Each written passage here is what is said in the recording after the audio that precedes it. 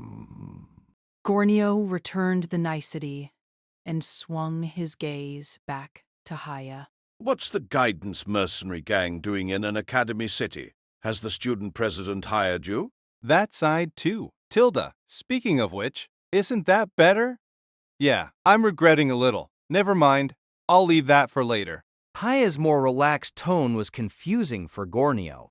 I didn't come here for business. I hope you can cooperate with me. Since Wolfstein Alsafe doesn't know anything about it, I've come to seek your help. Cooperation? Or is there something else? Could it be? Oh, you do know. Could it be real? Haikizuku? Gornio watched Haya in disbelief. The time Gornio heard of this term was when his older brother became a Heaven's Blade successor. He heard of it in a conversation between his grandfather and his older brother. It's a crazy power nurtured from a destroyed city. I thought it was just a legend.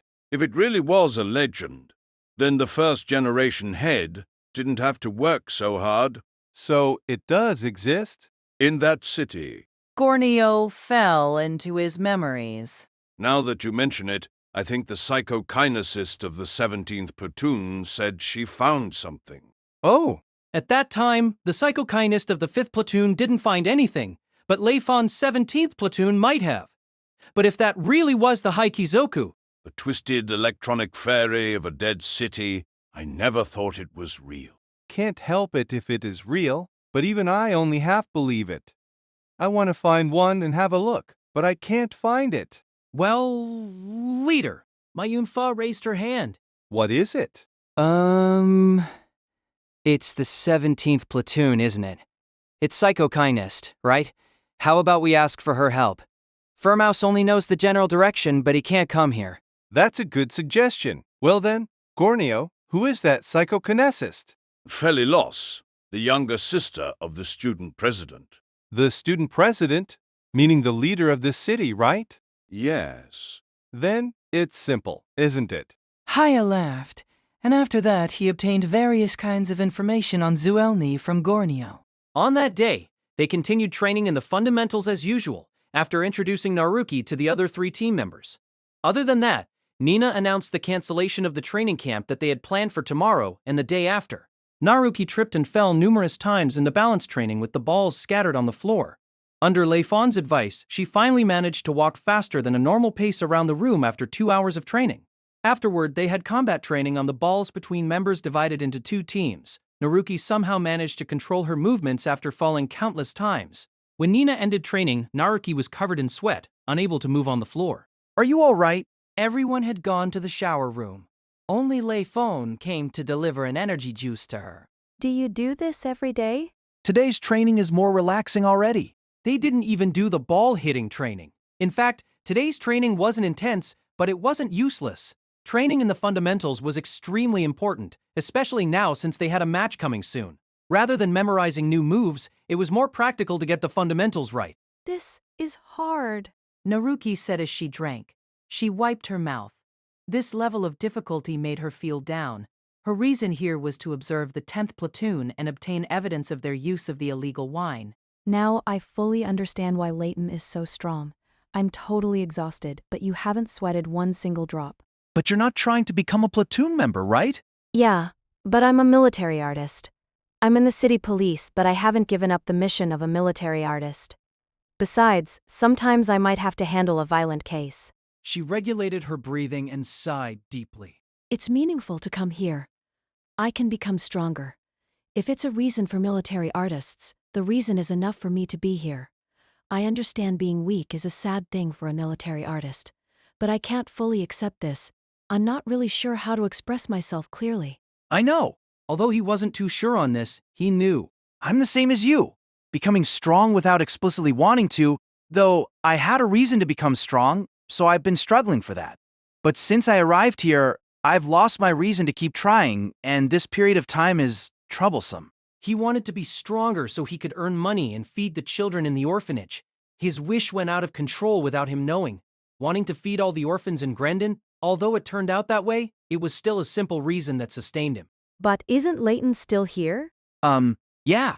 Layton's here because of certain reasons. You're here, doing your best. Aren't you struggling more compared to when you first started? True. That thing in Grendon's already sorted out. I'm not sure, but you feel strange today. She cocked her head to look at him. Is something wrong? Not really. That's not an answer free of worry, Layton. Yeah, well, it's okay. You're worried. What is it? Can you tell me about it? It's not really something to be worried about, but it's just a feeling I can't turn around. It's like that. I haven't yet sorted it out. A heaviness came from his weapon harness hanging around his waist. 2 dites hung from it. One was Harley's newly adjusted sapphire dite. The other was Kirik's shim adamantium dite, a shape known as the katana. The way you said it, isn't it just a worry? Yeah? If that isn't something you're worrying about, then there's nothing we'd call worry. Perhaps it was a worry for him, but how should he resolve it? Considering it like that made it feel like something else. He was unwilling to handle a katana. If possible, he didn't want to give in. Kirik said this would make him the strongest. Becoming the strongest was critical to a military artist. It was the power needed to protect the city. Of course it was natural. If you didn't become strong, you couldn't protect anything. He fully understood that. He also knew that strength alone couldn't protect anything. He could imagine Kirik's agitation and frustration.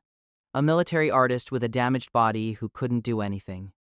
But Layfon couldn't fully comprehend his situation because his body was in good condition. In Kirik's eyes, Layfon was probably just an existence for him to let out his frustration on. That in itself was troubling for Layfon, but it could also be that it was Kirik's sincerest wish, the remnants of Kirik's wish to become strong to guide Layfon onto the correct path of a military artist. And on the path that Kirik's made for him was the road sign of the Shimadamantium Dite. Kirik asked, "Why don't you walk the correct path?" There was an answer to this question. Yes, there was an answer to it. Why didn't he walk that path? But who would accept that answer if he said it? Or maybe someone would accept it. Kirik had asked that question because he accepted it. So, Layfon. He didn't want to hear it. Sorry for making you wait. Harley's vibrant voice filled the training room. Earlier, he had greeted Naruki, handed back Layfon's 2 dites, and returned to his lab. Now he was back. What is it? What's what? Now that we have a new member, isn't it natural for me to show myself more? Harley gestured. He was holding a textbook on weapon maintenance. Naruki's weapon needs to be prepared. No, I can use this. Harley looked at the dite in Naruki's hand and shook his head. That's for the city police. A city police weapon isn't suitable for a platoon match. But... It's fine. I can make whatever you want. Come, what do you want it to be like? A short stick type? In that case, Nina's type might be more advantageous. Come to think of it, what's this around your waist? A rope? Capture and detainment skill, is it? How interesting. Like a tsunami, Harley's question seemingly cut down all opposition from Naruki and she was pulled outside. She looked at Layfon pleadingly, but he replied with a "take good care of yourself" expression. Well, Naruki was gone, leaving Layfon alone in the room, but even without her, he couldn't ignore the case that Formed had left for them. "Then I'll have to do this," he said, and used K to eliminate his presence. She knew when Naruki was introduced to the team. Looks like someone's kidnapped him. After a shower, Feli walked out of the training complex alone. She didn't get to walk with Layfon today. Since it was useless to wait for him, she decided to leave. She had thought of why Layfon had left, but she knew by just looking at him. He was always in combat with his true feelings. Even without him saying anything, she could tell by his expression that he was hiding something. To tell the truth, she wasn't that interested. Wasn't interested because she didn't want to get involved, but she got frustrated. What would happen if he found Feli's flakes? It'd have been good if he just prepared for battle. Leaving the training complex with these thoughts in mind, she headed for the tram station. Not that many people were here since the training complex was built in an isolated area. Many military artists preferred to run back home, not allowing their bodies to cool down after training. Nina and Sharnid were the same. Layfon tended to take the tram when he was with Feli, but if he were alone, he'd probably have run back like all the others. Psychokinests of other platoons tended not to ride the tram either. Although they couldn't use K to strengthen their bodies, a lot of them preferred to train their physical side to combat the effects of tension on their bodies during a platoon match. Although the tram didn't go all the way to Feli's place, she still decided to ride it. She was probably the only person who rode the tram on a daily basis. Many students moved to other areas for work, study, and entertainment. Hence, Feli felt something wrong when she saw someone at the station. The figure sitting on the only chair under the roof stood out vividly with his red hair. Feli didn't recognize him. It wasn't a problem to wear casual clothes outside class time, but it was unusual to change into casual clothes and come back here. A dite hung from his waist. That was against the school rule. Very few students were given special permission to carry a deet in their private time, and even so, that was restricted to certain times and locations. Whether this rule was taken seriously was another question, but a student wouldn't be carrying a dite so blatantly like this guy. The feeling wasn't very strong, but the atmosphere was definitely not the same. It was better not to get any closer to him before the tram arrived. No, she'd let him board it first, and she'd wait for the next tram. Either way, a tram was always empty at this hour. She didn't want to ride in a sealed-off tram with him. It felt unnatural to just stand here, so she decided to just turn around and head back to the training complex. All the while, a thought floated in her mind that this was a good reason for her to check on Layfon. Are you Feli Loss? Somehow, he was standing behind her without her noticing. Feli jumped forward and turned around, snatching the dite from her weapon harness. Restoration! A staff with petal-like scales appeared in her hand. Hey, wait up. I didn't do anything. The young man raised his hands to show he wasn't hostile. His dite remained in his weapon harness. Even so, Feli scattered the flakes and kept her distance from him. She had instinctively taken this measure. He was a young man with a strange tattoo on his left face. Haya Salenvin Laya. I can hear over here. You should be able to hear me too. Haya wasn't surprised at Feli's voice in his ear. One of the flakes hovered before him. This flake contains psychokinetic explosives. It can cause an explosion, and I'm not kidding. She didn't think one explosive could match this military artist's speed, so when she put some distance between them, she had scattered a few psychokinetic explosives around. You do think ahead. If not now, I'd really want you to join me. I refuse. So quick. Well, what is it? Whoa. Looks like you're the difficult type. I don't want to be the type you like. A tram had come to a stop on the track behind Haya. Someone exited after the door opened. Feli. Ah, finally here. Haya put out his chest and went to Carrion. A girl with glasses that Feli didn't know walked beside him. I was troubled that you left first. Can't judge a person by their looks. Carrion concluded. Just, who are these people? While demanding an explanation, Feli decided to refuse what Carrion was going to say next. It must be something that she wasn't willing to do. Having hidden his presence through K, Layfon sat on the roof above the entrance to the training complex, letting the hours pass. Well, what do I do? The 10th platoon seemed to still be in training. Layfon could see their faces if he opened the door, but he'd be discovered, so he strained his ears, hoping to catch Din's voice. If Din left the room, Layfon would tail him. He couldn't think of a better way. What Formed wanted was the location of where Din hid the illegal drugs, or some convincing evidence of his taking them. Just how I do look for that kind of thing. Go into Din's room? But thievery probably wouldn't constitute as evidence. It would have been easy if all I needed was to go into his room. If only Naruki was here. But that didn't seem possible for today. Well then, he'd do some observation work. Could he do this? Doubt surfaced. It wasn't hard to use K for a prolonged period. He could keep this up for an entire day while tailing someone, but what he was worried about was whether this was effective at all. Although Dinnet hadn't yet done anything, he probably wouldn't do anything that Layfon expected. Layfon silently planned his possible moves. No matter what, he couldn't go in and expose the truth like the police. While Layfon was thinking of other ways, Din emerged from the building. I can only take this way then. Same as before, Din was with his team members. The last person looked to be the psychokinesist.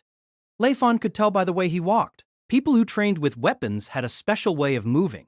It wasn't strange for a student to shave his head, but to even pull out the roots, now that was unusual. Slightly behind Din, walking adjacent to him, was a beautiful girl that Layfon hadn't seen before. Is she the vice captain? That must be Dalshina Chematelna. Rather than describing her as a beautiful adult woman, it was more appropriate to say she had the air of a beautifully crafted statue. The two of them led on, with the 5 others following behind. Layfon was about to jump down from the roof, but he suddenly stopped. He saw someone trailing the platoon. Captain, it was Nina. She didn't say anything after training and had headed straight for a shower. He didn't think she'd take any action today, but she was masking her presence with internal K.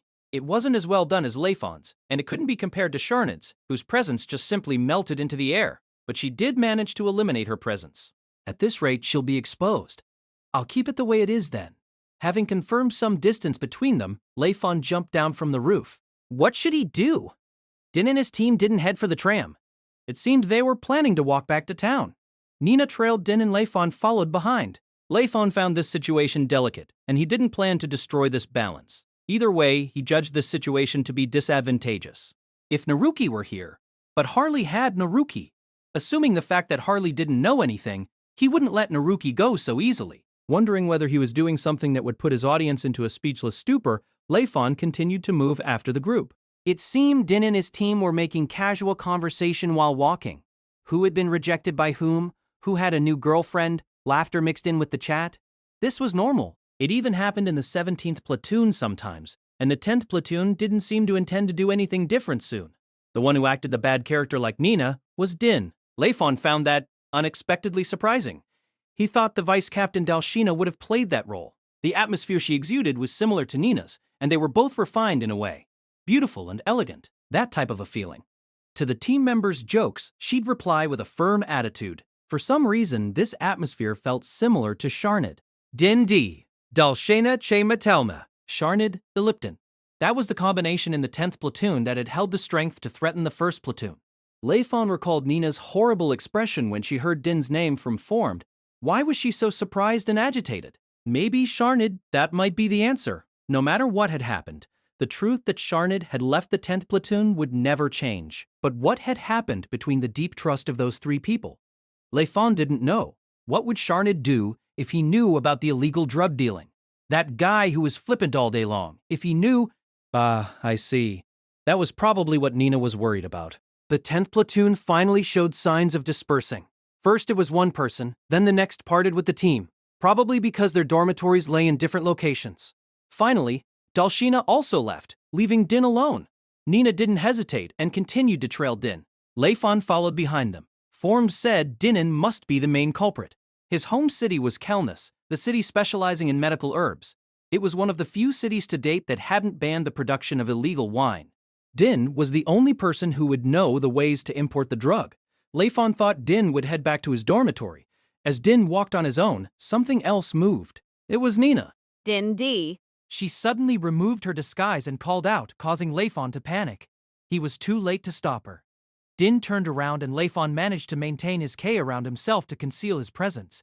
Din's attitude wasn't friendly, it was close to hatred. It's very important. Don't take illegal drugs again. She said as he planned to turn away from her. What did you say? He stopped in his tracks and watched her. The city police are watching you. They're looking for evidence. You can still make it if you stop now.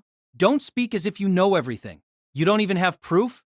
And you've already decided I'm in the wrong? It'll be too late if proof is found, she said with anxiety. Din's expression remained cool and cold. Under these circumstances, to be branded as a criminal, wouldn't he be angry? But not Din. Was this enough to show that he really was involved in illegal drug trade? No, compared to that, why was Nina doing this? She had made him put up his guard. No, things weren't like that at all. Looking at this, as if she was trying to make Din come to his senses. Stop. What are you saying? You're damaging your body. Why are you still taking such dangerous things? If it continues, doesn't that mean you won't be able to protect anything? This is for the sake of protecting the city, to win against the 1st platoon. To win a match and get the highest accumulated score. This is significant for authority. If I have neither authority nor reputation when the military arts competition begins, my plan will be useless. That can't happen. That won't win anything. I'm using my way to protect this city. You should understand, we're both strategists in our teams. For the sake of the next military arts competition, don't you think so too? Of course, I've thought of it. I did, but I thought I'll support the plan that will truly win the military arts competition. Only the result in battles can support a plan. A plan without that is not believable. You're naive. No, it's not. Calm and observant insight is needed to find a possible strategy. What we're looking for now are those two things. You can only increase your own power through continuous training. Only through continuous diligence and effort can you have enough confidence to give commands. How can you prove you're right by escaping reality through illegal drugs? You're the one who shattered my dreams. Your way is truly low. Din shouted. Nina held her breath. You took away Sharnid with despicable means, and now you're acting all kind and wonderful. No, I didn't take him away. What can your words do now? If you want to give the police this information, then fine. I'm doing everything to realize my dreams. Only I can protect this city. Tell Sharnid that I'll fulfill that oath even without him. Din turned around. Nina didn't prevent him from leaving. Layfon had no way of following him, so he stayed where he was and quietly watched Nina's back. Chapter 4. Outside the wheel. I can't be forgiven like this. Wow, this is the new deet. This sigh was aimed at Naruki and her friends, who had come to the library to meet him and to finish their homework. Hanging on Naruki's weapon harness was her usual police baton and Harley's newly made DT. Yeah, I was surprised too. It's only been a night since I joined the platoon. It feels as if something serious has happened. No. In fact, Layfon had only made this time to meet one person. The other two girls were waiting for Layfon just as usual. Yeah, something did happen. She stared at Layfon as if hoping to find out some news. While they went through their homework, she always tried to find a chance to be alone with Layfon. It seemed she hadn't mentioned the real reason behind her joining the platoon to Mei Shen and Mifi. But that wasn't Layfon's problem. Naruki herself was trying to find the right timing to speak with him. Even so, Layfon was worried. I can't tell her the captains exposed the plan. Yesterday's conversation between Nina and Din meant little to the two of them, but it was bad news for Naruki, particularly because she worked for the city police. Layfon had found out that no one from the city police had infiltrated the platoons to investigate this case other than Naruki. No one else was tracking Din. What should I do? Compared to his more relaxed past, Layfon was plagued by worries these days. He cared nothing for how other people viewed him back in Grendon. Of course, he took care not to let anyone know of what he was doing, especially Liren and his adopted father. Besides that, Layfon hadn't done anything that would draw attention to himself. Why can't I act like I did before? In the end, Layfon's time in the library was spent feeling pressure and agitation. Still, no matter what, he hoped for the time here to drag on as long as possible. He sincerely wished for the afternoon to stay away. Platoon training was in the afternoon, and he would have to head for the military arts training complex with Naruki. She'd know of what happened yesterday night. No matter how hard Layfon prayed, time passed by as it always did, fairly and equally to everyone. The time in the library ended as Layfon finished his homework with loose concentration. The last hour of lunch also ended, drawing close to the platoon training time. Naruki first announced the hour to Pod. Ah, I'm finished. And? How did yesterday go? Naruki asked the instant that she had parted with Mei Shen and Mifi. In the face of Naruki's impatience, Layfon realized that he had no way out of this. Nothing much happened yesterday. He wasn't good at lying. That was his decision. Really? I guess it's not easy to catch him red-handed. Sorry. Layfon smiled forcefully as he apologized in his head. Well, this will take time. Getting impatient right now will only be our defeat. Anyway, we just have to do our best. Do our best. It seemed Naruki had a pressing wish to resolve this case. Naruki, what if that person truly wants to protect this city? So he turned towards illegal means. What would you do? Huh? What if he truly wants to protect this city knowing his true strength is not enough? So he uses those illegal drugs. What would you do? Layfon didn't find Dinin's method despicable. Nina called the want to protect everything in the city selfishness. Nina's ideal was very beautiful, but it wasn't realistic. In an everyday, peaceful atmosphere, one would forget the fact that Zuellni was in a dire situation.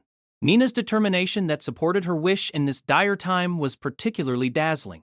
But Layfon knew that kind of thinking wasn't enough. Although the illegal drugs were deplorable, Layfon didn't think Dinin was wrong. Din's method was cleverly covered by the excuse of the military arts competition. Like the inevitability of a city's death, it was natural that the people who took part in such a fight were not perfect. I've already considered it. Naruki replied, avoiding Layfon's gaze. He can be called a hero with Zuellni's current situation. Even though his method is illegal, I think no one would directly criticize him. But the truth remains that this is a crime. It's a crime within the Academy City Zuellni. It's forbidden. It's also horrible to his own body. The use of those illegal drugs can speed up the deterioration of the K vein. Do you know? It's not meaningless to sacrifice one's body to protect the city. This act is tragically beautiful, but I can't accept it. Which one is more important? The city or the people? If it was me, I'd choose the people. We have other academy cities besides Zuellni, so I'll definitely capture him and stop him. If a day comes when something must be sacrificed, if Maishen and Mifei would be sacrificed, I'll save them. So I'll also save Din. The last line was probably Naruki's real feelings. She would never stand still if Meishen and Mifi needed help. Naruki's thinking was what Layfon lacked. He cared less for other people, he just wanted to protect everyone back at that time. Naki's thinking doesn't fall short of the captain's. Nah, I still want to become a chief. I feel strongly against any illegal acts. To say it more clearly, I neither sympathize nor agree with Din's thinking. Bad is bad. I don't believe I'm entirely just. The law isn't perfect, but if we don't abide by it, then human society cannot work properly, so we must not ignore the law. If we want to ignore the law, then it's better if we find some place to live with no one else around. Am I too cold? Not at all, you're right. Din had said that it was necessary in order to protect the city. Nina had said that the will to protect everything was selfish. Naruki's thinking was different from theirs. She was indifferent to the fate of the city. If Zuellni was destroyed, the people just needed to move to other cities. Naruki had questioned whether the city or the people was more important. Humans were more important. Layfon felt the same as her. Thinking back on how he acted in the past, it wouldn't be inaccurate to say that he was Naruki's comrade. But still, he didn't want to see the electronic ferry die. The point that people could move to other cities was troublesome to Layfon. In terms of materials, Layfon didn't have enough money. As a military artist, he could move around cities like the Salinvan Guidance mercenary gang, acting like a mercenary, but that wasn't what Layfon wanted to do. Money was still needed to let him move to other cities, whether it was an academy city or a normal city. This problem was embarrassing, a problem that couldn't even be compared to that of anyone else's around him, but it was very realistic for Layfon. Hence, he didn't want this current reality to vanish. However, his existence in Zuellni couldn't guarantee a victory in the military arts competition. Ah, I see. He admitted it, finding it strange. As those words surfaced in his mind, he felt that his own problem and his position in this case were too different from others. Whether the problem had anything to do with the city or the people, the fact was that power could solve everything. If Nina and Naruki left this problem to Layfon, then perhaps everything could be solved. That might not work? It probably wouldn't work with people like Nina around. She wouldn't let him shoulder everything. As he thought on it, he found himself nearing the training complex. The training complex with Nina in it. Ah, a bad premonition flashed through his mind as each step took him closer to confirmation. I'm sorry. I contacted Din yesterday. Nina really didn't fail his expectations. He wasn't sure whether it was good or bad. Like yesterday, she had come earlier than anyone else. Feli and Sharnid had yet to show themselves. Naruki stood stiffly next to Layfon. The trembling of her lips spread out to her entire body. What? She failed to get a word out as she watched Layfon. Layfon did say, just a moment before that, nothing had happened. Sorry, I lied, he said honestly, lowering his head. I understand your feelings about having your mission interfered with. Even so, I did what I did according to my principles. Wait a minute. Yesterday, that person admitted he was using illegal drugs. Isn't that proof? I didn't tape it. You don't have it either. Besides, I didn't see him taking drugs. That kind of proof isn't convincing enough. Din knew that was the case, so he said what he said. Nina herself denied her own defense. Then, just what did you want to do? You said you did that according to your principles. Do you know what those principles mean? Isn't that the same as providing the criminal with information to help him evade capture? Probably. You're helping the criminal by leaking our information to him. I know, but I must do that. I had a reason to contact him. A reason? You mean Sharnid-senpai? Nina nodded. I entered the 14th platoon in my first year. It wasn't that strong a platoon. The captain was pretty good, and the relationship between team members wasn't bad. We trusted each other, and we had different abilities to confront different situations. But we didn't make it in the last military arts competition. The 14th platoon was the team that made Zuellni lose in the last military arts competition. Past memories surfaced in Nina's mind. In a match last year, we fought the 10th platoon, including Dindi, Dalshina, Chematelna, and Sharnida Lipton. They were all 1 year older than me in 3rd year. All the members in the 10th platoon were in the 6th year. They took in 3 third-year students, a pretty bold act, Anyone would have thought the 10th platoon was weak, but in fact, they were very strong. Dalshina's stormy attack, Din's variations, and Sharnid's accurate sniping, that combination covered up each person's weakness. Their attack was overwhelmingly strong. I really admired them. The higher-ups found their custom-made fighting suits arrogant, but to us, it was like the dazzling flag of a new era. The result was obvious. Sharnid's exit in the second half of the platoon match broke their tri-combo and the 10th platoon was disbanded. Din's anger was intense. He even declared a duel with Sharnid. Sharnid accepted it, but he didn't resist. In the duel, he was beaten up. The judge stopped the duel because of the severity of Sharnid's injuries, so severe that it might have resulted in long-lasting effects. It's fortunate that he recovered. Nina sighed, as if she was putting down something heavy in her. Layfon and Naruki kept silent and waited for her to continue.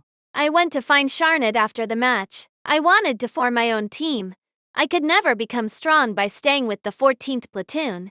My desire was deep, very deep, because I met her. Her must be Zuellni. The 17th platoon had begun operating like that. Layfon's appearance in the second year had enabled the team to become truly active. I took Sharnid from the 10th platoon. It wasn't really... Although reality wasn't like that, it still couldn't be permitted in the relationship between those three. I don't know what happened between them, but things wouldn't have turned out like that if Sharnid was just a normal student studying military arts. True. It was very irritating to see a rival walk into one's sight. Although Sharnid had left the team, Din couldn't ignore him in a fight. He couldn't ignore him. It wouldn't have mattered if the 17th platoon was so weak that it wasn't worth mentioning. The time for the match against the 10th platoon was nearing.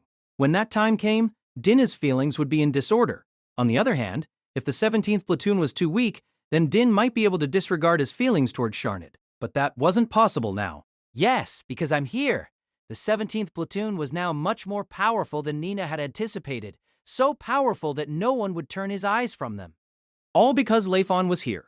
All the team members were powerful, like Nina, Sharnid, and Feli, but the team originally lacked a frontline attacker. Nina had trouble finding a military artist in Zuellni to fill that role in the 17th platoon. But everything changed when Layfon entered the Academy City. A Heaven's Blade successor from Grendon was someone who fought filth monsters alone. Layfon's power wasn't a power that a normal student should have, and his participation in Zuellni brought an intense change to the 17th platoon. Nina could now concentrate on her original work of making and implementing strategies. Sharnid could fulfill his potential according to the situation. And even Feli, who was originally indifferent, had become more serious. The entire team had become stronger because of Layfon's appearance. This turning point was worth celebrating for Carrion, who planned with all he could to have Layfon enter the platoon, and Nina, who strove to protect the city. But it was different for Din. Din couldn't accept this reality. He couldn't allow the fact that Sharnid had betrayed him and entered a team that had become strong. Din's outrage came from a betrayal of trust. He could not tolerate it. In the end, Naruki left for the city police office right after coming to the training complex. She was probably going to report this to Fornd and ask for further instruction. Entering the platoon and serving as a fake member had probably caused some ripples in Naruki's thinking. What did Nina think of this? It can't be helped now that the situation's become like this. Nina replied like a balloon without air. Her expression hadn't changed during the training hour. She stood balanced on one of the metallic balls spread across the floor, looking as if her heart was somewhere else. Hey, how come the usual energy's flown out the window? You're so loud. Sharnid shrugged. Oh yes, I ran into Feli-chan earlier. She said she's not coming. He said, then stood on one of the balls and rolled his way to Nina. What? Well, and I wanted to tell you not to force yourself. Layfon's heart jumped. What do you mean? Din and Layfon's friend entering the platoon. I guess the city police has caught that guy's tail, right? You already knew? Sharnid's smile turned slightly bitter. Aren't I the one who knows them the best? I knew just by looking at their performance once. K can't possibly increase that much in such a short period of time, right? He looked at Layfon for confirmation. Layfon nodded in embarrassment. Then, are we gonna arrest him? Sharnid asked, as if he was asking about tomorrow's weather. You don't find that a problem? No problem. Isn't this the consequence of his actions? It'd be very painful to lose Zuellni since we all have feelings for it, but I think it's another matter to damage one's own body. Sharnid's thinking was the same as Nina's. Then wouldn't this be a better outcome than losing body and heart? Probably, but The problem is, we cannot allow a scandal to come from the military arts course right now. Because of losing the last military arts competition, the seniors are already being looked at with contempt. The juniors can just move to other cities and graduate there, but the seniors are different. They're about to graduate. Losing Zuellni might mean losing their right to their qualifications. If a scandal comes out, then even the military arts leader might be fired. Aren't we at a crucial time period right now? We can use this. I think it's quite a good idea. Layfon's eyes widened at Sharnid, who gave his opinion with the attitude of a politician. What? Sometimes I use my brain too. The corner of his lips pulled up mockingly, as if Sharnid had realized that he wasn't acting like himself. What do you think, Captain? Well, I can't make a judgment. Layfon heard what Sharnid said, but explaining this to Carrion would mean sealing Din's fate. Is this really all right? Nina had the same thought as Layfon. This would eventually get the top people of the city involved. The end result might be a cold-hearted one. After all, Carrion became a student president in order to protect the city. If he were to choose between people or city, he'd definitely choose the city. Can't be helped about that, since that guy's in such a situation. Sharnid, Layfon, and Nina headed for the student council, the training mood having dissipated. The female student led them into an empty conference room rather than the student president's office. Carrion appeared not long after. Sorry for making you wait. Is there something you want with me? Speaking of that... Carrion listened quietly to Nina's narration. The scandal of using illegal drugs didn't shake him. Then what do you want me to do? He asked with a smile. No one could tell what he was thinking. I don't think you'd want anything to happen in these crucial times. If possible, we want this case to be handled in secret. Carrion had analyzed all the possibilities, and as one possibility led to a worse possibility, Carrion's expression turned more and more serious. So what do we do next? That's the question, isn't it? He looked at Nina for confirmation. But that won't... Not only that, of course. You'll have to act. Let me rephrase this. Your action is the most important. What else is there besides the platoon match? You against the 10th platoon. You must win this match. Of course we'll do our best in the match. Of course, but don't you have someone who isn't like that? All three people turned their gazes to Layfon. Are you telling us to kill him? Nina's expression changed. Layfon recalled that this was his way of doing things in Grendon. Yes, that was how he viewed it, and so he was neither angry nor confused, and for some reason, he was surprised at himself for calmly analyzing this possibility. Student president, that's... No. You'd face a huge problem if you did that. People have died in matches in Zuellni, but things couldn't be solved easily if the whole team died. Carrion shook his hand in denial. Then... We just need something that stops them from maintaining a proper team. It could be an arm or even a leg, and I don't mean every team member has to be hurt like that. As long as the core of the 10th platoon sustains injuries that make them unable to fight in this year or for half a year, the 10th platoon loses its fighting power. In that case, I could use the authority of a student president to disband the team. Does that mean wounding Din or Sheena? Zuellni's level of medical treatment could help heal a broken bone in 1 week, which meant a broken bone wouldn't be enough to affect the collapse of the 10th platoon. In that case, the 17th platoon needed to destroy the nervous system, as that would need a longer treatment period. But that was difficult. A military artist's nervous system was connected to the flow of his K vein, meaning the nervous system was extremely close to that of the K's path. The path of the K vein flowed naturally to protect the nerves. It wasn't that easy to just destroy them. Are you saying we have to hit the head and paralyze the other person for the rest of his life? Isn't that overboard? A hit to the head was extremely serious to a normal person. It was the same to a military artist who had his physical body strengthened through K. Intense shock received on the head from the outside could cause death, and even if that person didn't die, he would suffer serious side effects.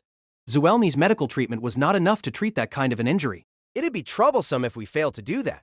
If it really doesn't work, all we can do is add a few crimes on their heads and exile them. But things like being exiled are large enough punishments to cause a scandal. Besides, we don't know whether Din would abide by the student council's decision.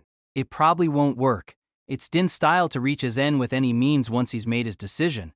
He's probably working underground and gathering people who think like him. Things like that. Yes. In fact, he might become the next student president. He's clear-headed and acts on his decisions.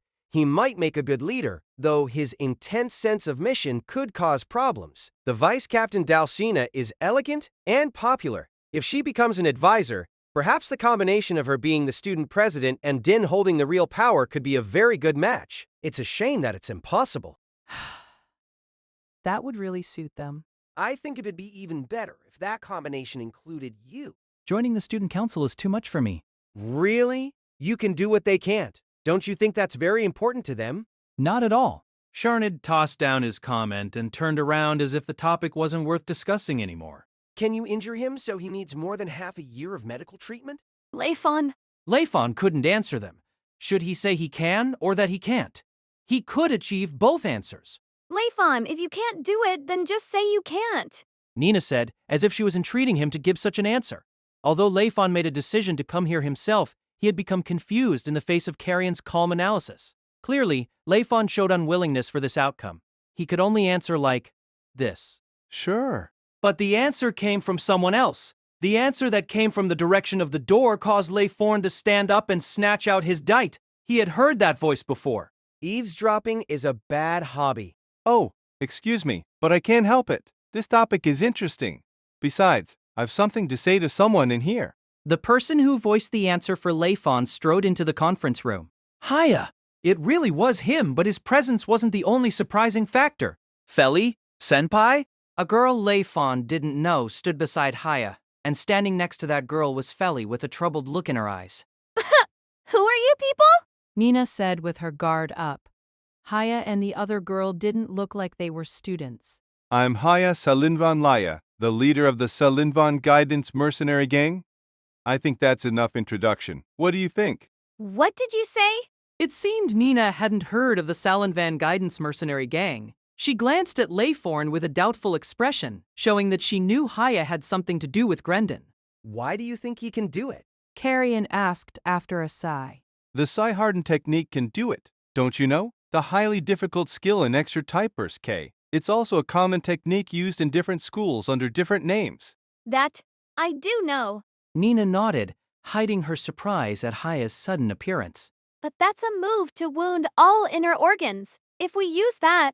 Yes. Well, that move is pretty interesting if it's used against the head. He'll die. Carrion frowned. Ah, K is a move that affects a large area, so normal defensive mechanisms never work. At least Zuellni shouldn't have any such mechanisms to defend against Wolfstein using that move. What do you want to say? Wolfstein and I mean the previous Wolfstein, we have both inherited the Psi-Harden technique. It's impossible that Wolfstein can't use a move that I know. Besides, he's a Heaven's Blade successor. He lived till now because he was a Heaven's Blade successor. He managed to survive and defeat filth monsters because he continuously created and altered the Psi-Harden technique. His technique is one that he has honed through many battles against other military artists. Haya watched Layfon. Layfon was unable to take that gaze head-on. The weight of the dite in his weapon harness felt heavier. You're the apprentice of my master's older brother. He's inherited the name of Psi-Harden and Grendon. It's impossible that you can't use that move. You can, can't you? Using House Hintotsu? What kind of a move is this House Hintatutsu? It's simply a move that turns K into needles and hits the K vein with them. That way, the effect of the needles spreads out to the entire body, including the nervous system. It's similar to the needles that the doctors use on military artists. This isn't medical treatment, but House Hintatutsu that was created through military arts. Speaking of the unnecessary, Layfon thought. He could no longer say that he couldn't do it. If he said that, then the move would have become a move that Derek taught him in secret. And that would bring huge shame on the Psi-Harden school. A person who carried the name of the school bore the meaning that he would teach the next generation the military arts without keeping anything back himself. Layfon wouldn't let Derek carry such shame, even though he was no longer in Grendon. But... Haya said, as if wanting to say more. Stop! Such a thought yelled in Layfon's head, but he failed to give voice to it. But I don't know whether you can execute Hosintotsu perfectly using a sword? Psi-Harden's technique is made for the katana. You can't execute that move with a sword. Might be better for you to try using World K moves. So, it can be solved with a katana? Layfon didn't reply. All he was doing was suppressing the anger rising inside him. It's the same with him, and the same with him. This guy and that guy, they were all trampling over the deepest part of Layfon, whether it was Kirik or Haya. Checking the atmosphere around him, Layfon decided to swallow his words. But was he just going to let... Excuse me. Although it's not suitable for me to say this, but can you give us some time? New problem. What do you think, Sharned? Sure. I know. Nina's angry countenance surfaced in Layfon's mind, but right now, his head was too full to take in that kind of a worry. Layfon-kun, please stay behind for a sec. What is it? What? It's all right. Please go ahead, Captain. Okay. Nina left the conference room, looking back every step she took to the exit. Layfon still felt her gaze the moment she closed the door. So what's the situation? Layfon faced the people left in the room with his back to the door. Never mind. Carrion and Feli, the people Layfon took notice of the most, were Haya and the girl beside him. Are you from the mercenary gang? Moonfa said. She fled back to Haya's side after having introduced herself. She exuded an air like Mei Shen, but Layfon wiped away that thought. Student president, Haya is suspected of helping transport the illegal drugs. Didn't we already take care of that, Wolfstain? Right. Why did you call me by my name? Haya smiled beside Carrion. I'm not a Heaven's Blade successor anymore. I know. So sometimes you act like you were back at home, right? You're just a normal person here, and you're a student too. Shouldn't you be more mindful of the manner you address your senior, Layfon? Sparks flew off from above their heads in an instant. Layfon had already snatched out and restored his sapphire dite. Haya also had his dite ready. I won't hold back this time. Just as I wanted.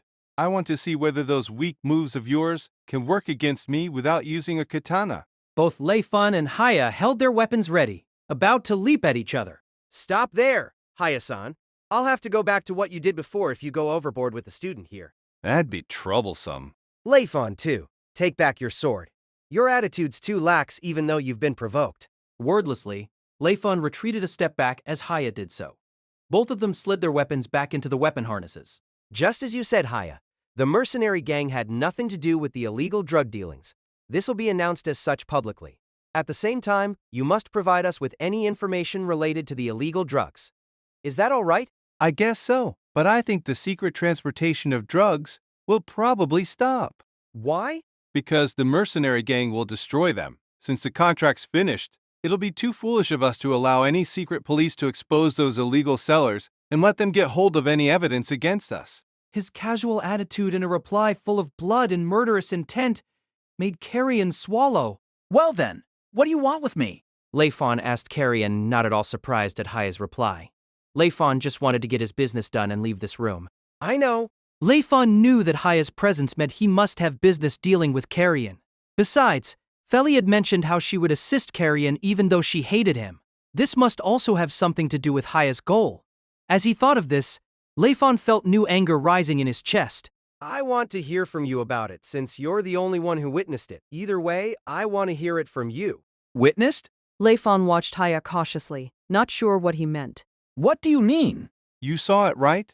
That amazing creature that's beyond common sense, appearing in that ruined city? It's very dangerous for that thing to be there, so I'm here to make a trade. As payment, we'll protect this city from filth monsters. Let's do a fair and square trade. Sitting inside the cake shop, Naruki was feeling terrible. Mifi was there too, staring at her friend with wide eyes. What's wrong? Mifi and Naruki had been sitting at the table till it was time to close the shop. The cake in front of them was from the shop owner's goodwill. Mifi and Naruki had helped clean the kitchen as gratitude and then sat back at the table to eat the cake. It's nothing much, really. Can't see anything wrong from her at all. Did you fight with Formed? Meishin, who had her hair tied behind her, was moving around as she helped clean and tidy up the shop. Mifi watched her and continued. Or did you fight with Layfon? You can't do that for May's sake. That isn't it. Then what is it? Something to do with work. This has got nothing to do with me. Ah, you're so cold. It's not a problem of being cold and not cold. How about telling us your troubles? Ah. Never mind, I'm joking. If it's you. Naruki shot her a tired glare. Mifi laughed, finding Naruki's expression funny. Well, it was a joke, but right now, you look the same as Layton when he first entered the academy. If you have something you want to do, then do it. This is your childhood friend's advice. Mifi, Meishin, and Naruki grew up together in the Traffic City Joldem, so Mifi knew Naruki's personality. The way Mifi phrased her advice made it hard for Naruki to refuse. Really? Thanks. So, what is it? Curiosity burst from Nifi's face. Naruki looked at her with suspicion. She sighed and opened her mouth. Actually. She didn't speak in details, but she did say that she entered the platoon for some specific reason. She told Mifi that it would be problematic if she let her know what that reason was. Mifi didn't mind. The journalist-aspired student was able to judge what should and what shouldn't be reported. If she reported this, even Naruki had to bear the responsibility. Mifi would never do anything to betray her friend. But I just received the order to stop the investigation. Why? How am I supposed to know? But the higher-ups have given that order. Since the chief of police gave that order, we can't do much about it. Meaning this is something to do with Exactly. I hate this. So the one who wants the investigation stopped is either the military arts commander or the student president? The military arts commander has the authority to appoint the chief of police and to dismiss him, too. The student president is the other person who can get the chief of police to do this and that. When it comes to politics, it has to be one of the... Right. Perhaps those two think that it'll bring huge trouble if they were to publicly announce this case. I don't know the student president and the military arts commander, and I don't quite understand how they work. Do you feel the same? Yeah, about that. It's okay if you can't say it. What happens next is no longer part of your duty. Normal criminal charges can't solve a political problem. That's why I'm angry. So what do you plan to do? Isn't this... Just pretend nothing's happened. Isn't that matter of fact? Naruki only entered the platoon to assist in the investigation. Since the investigation was stopped, it was meaningless for her to stay in the platoon. But Mifi thought differently. Huh. Really? Just like that? Though you can't investigate, can't you still observe? The student president won't let this go if the situation turns extremely serious. If that happens, how would this person be handled? Isn't that something you should watch out for? Whether you sit and watch with us from a distance or observe from somewhere close, you don't really need me to point that out, do you? Right. So that's a way to... Immersed in her thoughts, Naruki quickly stood up. Sorry, I've gotta go. You head off first. Naruki left the shop. Were you encouraging her? Meishin had heard the conversation. She was standing beside their table, holding a mop. Yeah, probably. It felt different though, because Layton's team doesn't have enough people, and they're worrying about that. Naki needs to be on her feet. Mifi smiled at her. Meishin had spaced out. How about it? Since I've helped Layton, why don't you treat me to another cake? Don't go overboard. Meishin blushed and threw the handle of the mop at Mifi. Yes, this was pretty difficult. Chapter 5. The Vow on that day. The day of the match had arrived. Zuellni had finished its resupply. The student president said they'd spend the next 2 to 3 days tidying things up, then continue moving. Although they couldn't see the warfield, the enthusiasm of the audience had reached the room. Layfon found it unbelievable that he would see the day where Naruki was frowning in the waiting room for a platoon match. Are you all right? Seems I have some problems. Naruki made some noise, exhausted. She let out a heavy breath, her hand covering her face. Layfon understood that feeling, a feeling of being unable to control her consciousness. Although she had returned to the platoon in order to observe, she still needed to adapt to some areas.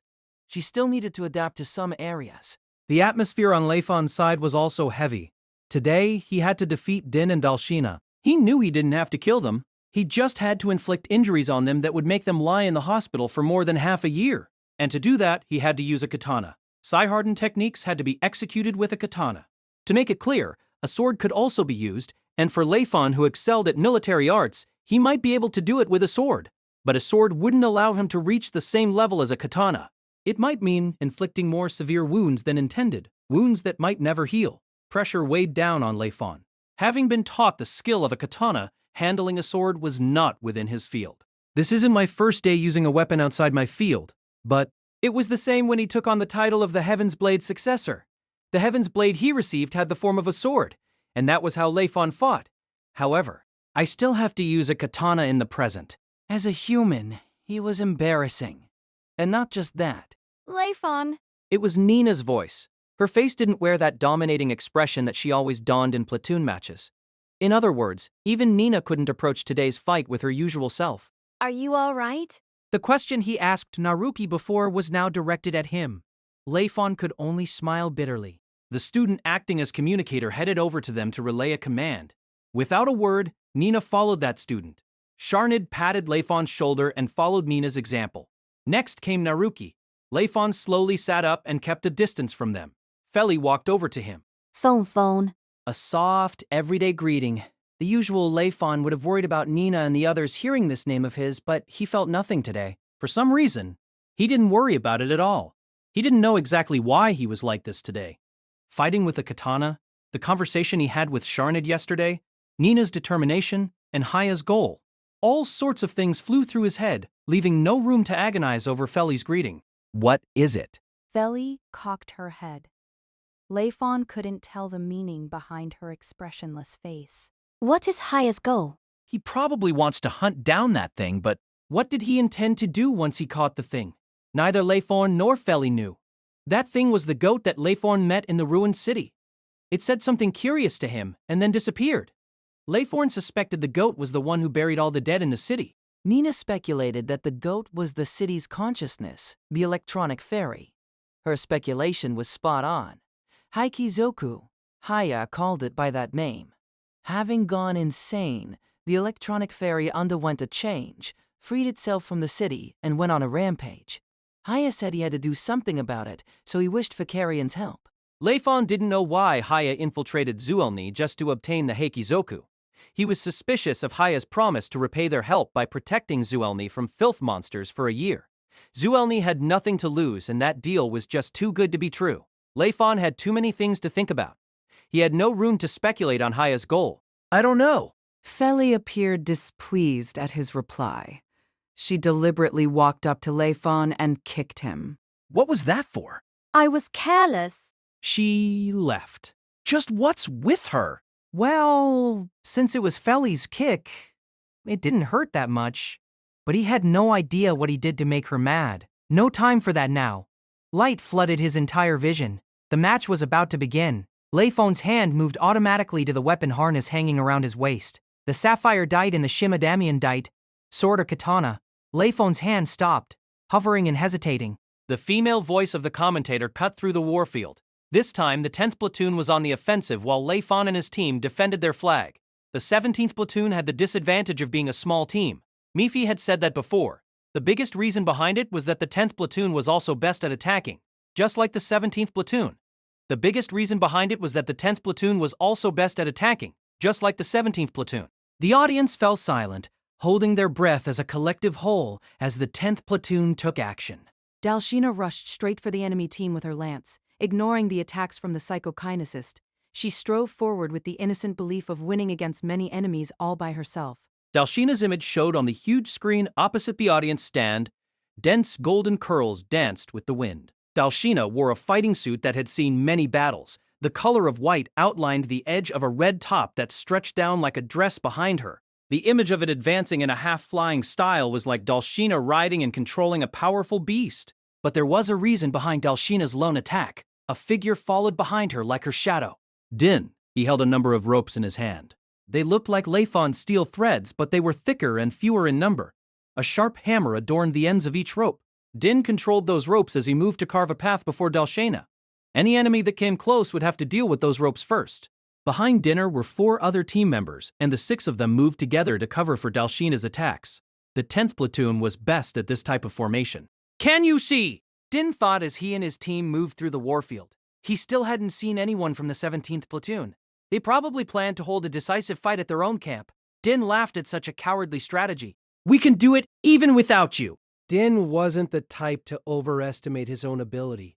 His growth in the 4 years he spent in Zuellni wasn't much. When his body growth was at its peak, his skill in military arts hadn't seen much improvement. This fact plagued Din the most. For him to catch up to Dalshina's speed and wield the ropes at the same time, he needed the illegal drugs. Both Dalshina and Sharnid excelled in abilities that differed from Din. While knowing those two from years 1 to 3, both Dalshina and Sharnid had grown exponentially. Din couldn't have been able to flank those two if not for his invention of this weapon. He called himself fortunate to have met those two. But Sharnid betrayed him. Did you see that? Inside Din, he screamed painfully. The 3 of them formed the best formation, but Sharnid had to destroy it, declaring the formation meaningless. Dalshina didn't reply. Instead, she increased her speed. She penetrated any obstacles ahead. The light of K encircling her lance pierced through the warfield like a beast's fang. Once they went past the trees, they'd see the camp of the 17th platoon. and a change happened right then. At the time when they were about to clear the trees, the ground exploded. Dinin's ropes and the psychokinesis flakes failed to detect the traps since they weren't set in the direct path of the 10th platoon. But the aim of the explosion wasn't to stop the 10th platoon. The explosion resulted in a smokescreen that covered half of the warfield. The psychokinesis-supported camera failed to pierce through that smokescreen. The screen for the audience stand showed nothing but smoke, proof that the smokescreen covered a huge area. It's coming. Watch out. The targets were the team members at the back of the formation. Din had read the meaning behind the smokescreen and the direction of the attack. But to lower the visibility of the 10th platoon and the audience was... No, Din should say that no military artist in Zuellni was as excellent a sniper as Sharned. Din had advised, thinking of which person in his team would become the target of Sharned's first bullet. Best not be Din himself and Dalshina.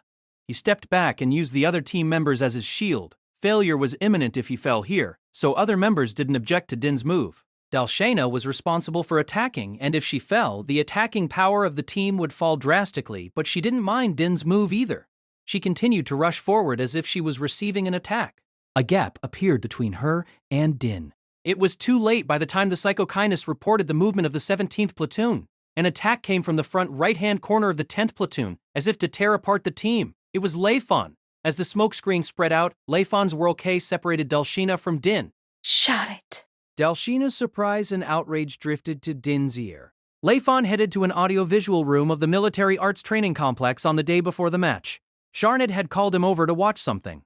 The training complex contained a number of audio-visual rooms because if the equipment was placed in the training rooms, the platoons might end up destroying them during training.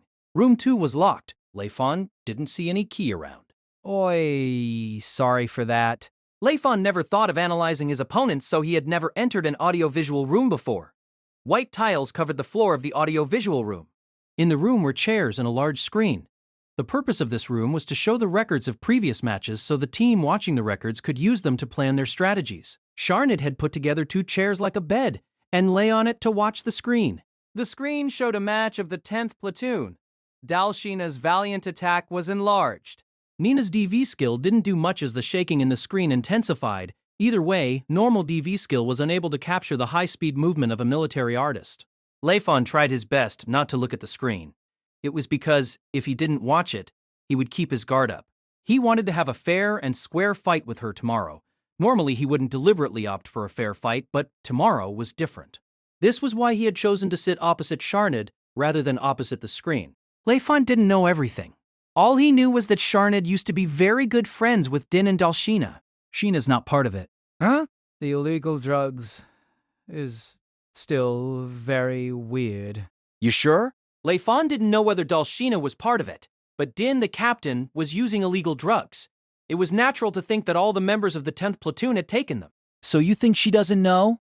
In this case, Layfon wouldn't have to fight against Dalshina, and that fact put him at ease. Sharned shook his head. I think she knows. She understands the current Din more than me. She couldn't have been oblivious to Din's change. Really? He bit his tongue and rapped his toes with a knuckle. What a good person. To have fairness as her motto, but at the same time lying about being a knight. She works with a double standard when her comrade breaks that motto. She wants to investigate but can't make a decision. Of course, she fails to find anything. What an unsightly coward. Sharned's voice was extremely cold. Layfon took care not to annoy him. Listen here. We knew each other since year 1. We weren't in the same class, but we were in the same team in military arts class for one-on-one fight training. We've been partners since then. Having the same goal, like idiots. The captain of the 10th platoon took notice of us at that time. He was a good person. We thought of fighting for that person. We thought of that in our youth. That person was very sad when Zuellni lost in the last military arts competition. He cried for being unable to do something for the place he liked the most. Seeing him like that, we swore to protect Zuellni with our hands. To protect Zuellni. It was the same oath as Nina's. Sharned was different from Nina in that he stood in the field of the military arts competition as a member of a platoon. Other than that, there wasn't any difference between the two. But then our relationship was already cracking at the time when we swore together. Surprised, Layfon kept quiet. What was Sharned about to say? It was pretty simple. Din was the captain. Sheena's feelings for Din, my feelings for Sheena. It was a romance of a mouse waving its tail. Din was the captain. Sheena swore because of Din, and I swore because of Sheena. I already understood our relationships at that time. Even so, I still thought I had a chance. I hid my feelings and suppressed them. I swore to cover them, and I lied to myself. I entered the platoon in my 3rd year and participated in the matches. We did pretty well. We fought for our own goal, and because of that, we succeeded. But I'm a sniper. I observed the field from a distance. I thought from an objective viewpoint and realized this relationship would eventually collapse. Someone wouldn't be able to keep at it. It might be alright for Din, but it was different with me and Sheena. So Sharnid must have been the first one who couldn't keep at it? That must be what happened. This is the result of that guy's weakness, and also the thing that I destroyed by leaving halfway. We should have broken that relationship in a clearer way. It was my failure to break that relationship. Could Sharnid have joined Nina's team to make up for that failure? Layfon, Have you decided? Yes. On that day, Layfon conveyed his thoughts to the student president. can you leave Sheena to me? Layfon nodded to that request without resistance. Sharnid. She called, wondering what he was planning. Sharnid had appeared before her, in a position that a sniper should never be in. He held 2 guns instead of a sniper rifle. Do you plan to receive my attack with such a toy? Blood rushed to Dalshina's face. What she couldn't tolerate the most was Sharnid's fighting suit. A custom-made suit, the same type as Dalshina and Din's. Whether it's a toy or not, is up to your body. He readied his fighting stance and attacked. Kay ran from his hands to the dits and shot forth with the bullets. The bullets flew towards Dalshina with a speed that exceeded that of an external type K. Dalshina changed her route and jumped to avoid them. A variation of external K Harasho. A sound like an explosion shot from Dalshina's back. She used the momentum of that explosion to rush at Sharnid. Sharnid retreated as the ground shattered and the smoke danced apart. Coup! Surrounded by smoke, Dalshina looked awkward. The ground of the warfield should not be like this under normal humidity. There were more dust and sand than smoke. Did you change the quality of the soil? She called, unable to see anything clearly. Nina had previously buried bags of dry sand in the field to delay Dalshina's attack and blur the visibility. The flow of external K filled Dalshina's surroundings, keeping the sand from falling. Sand and dust covered a large part of the warfield. Damn. She had lost Sharnid in the dust and sand. She couldn't sense his presence. Sake. Sharnid was masking his presence and was looking for an opportunity for a surprise attack. Where are you? She narrowed her eyes. It was difficult to open them because of the sand in the air. She kept still and raised the lance. She moved. Over there. Her lance swiped like that. Tusk. On her right, Sharnid jumped back with his guns crossed before him. He failed to maintain Sake in the split second when he shot the K bullet. As I thought, it's not easy. Don't underestimate me. Dalshina's lance stabbed towards him. Sharnid bent down and stepped inside her range, locking her lance with his right gun as he pointed forward with his left. Dalshina twisted around as he pulled the trigger. The bullet brushed past her clothes. She retreated, but Sharnid followed close to her as if his right hand was attached to the lance. The clash of K from the lance and the gun gave off a huge amount of green sparks. If Sharnid wanted to aim with his left gun, Dalshina would use her bare left hand to change the direction of his gun. The 2 of them attacked and defended in a fight that weaved them together. Sharnid, why? Dalshina asked because they were stuck together. Of course, this would loosen her concentration on her opponent. Because you're an idiot. What? You knew, but you did nothing. Does that make you an idiot? Dalshina's expression changed. She probably thought of Din and the use of illegal drugs. Then this plan is... Dust and sand covered the warfield. This setup was overboard just for a strategy planned against the 10th platoon. It was probably made to hide what was happening from the audience. Exactly. Sharnid signaled with his eyes. Why didn't you stop him? And you have the right to say that? External K shot from Dalshina's entire body, preventing Sharnid from getting closer.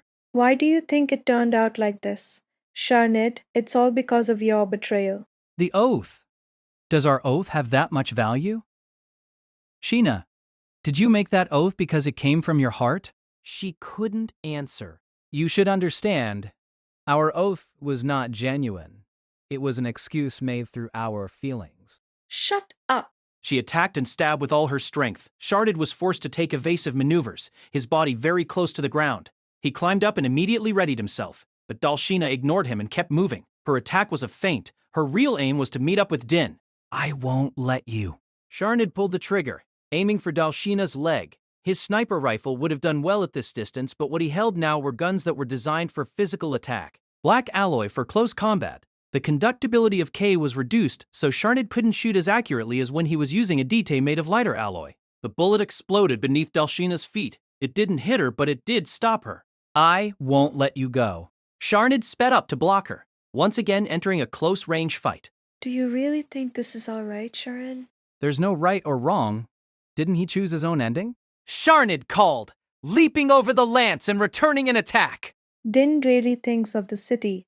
Perhaps I did feel something for him at the beginning, but we now fight for the city. I know. He knew. Din was serious, like an idiot. He didn't protect this city just because of his feeling for a certain someone. Then why are you stopping me? His method is wrong. Yes, because of that, Din was gradually twisted.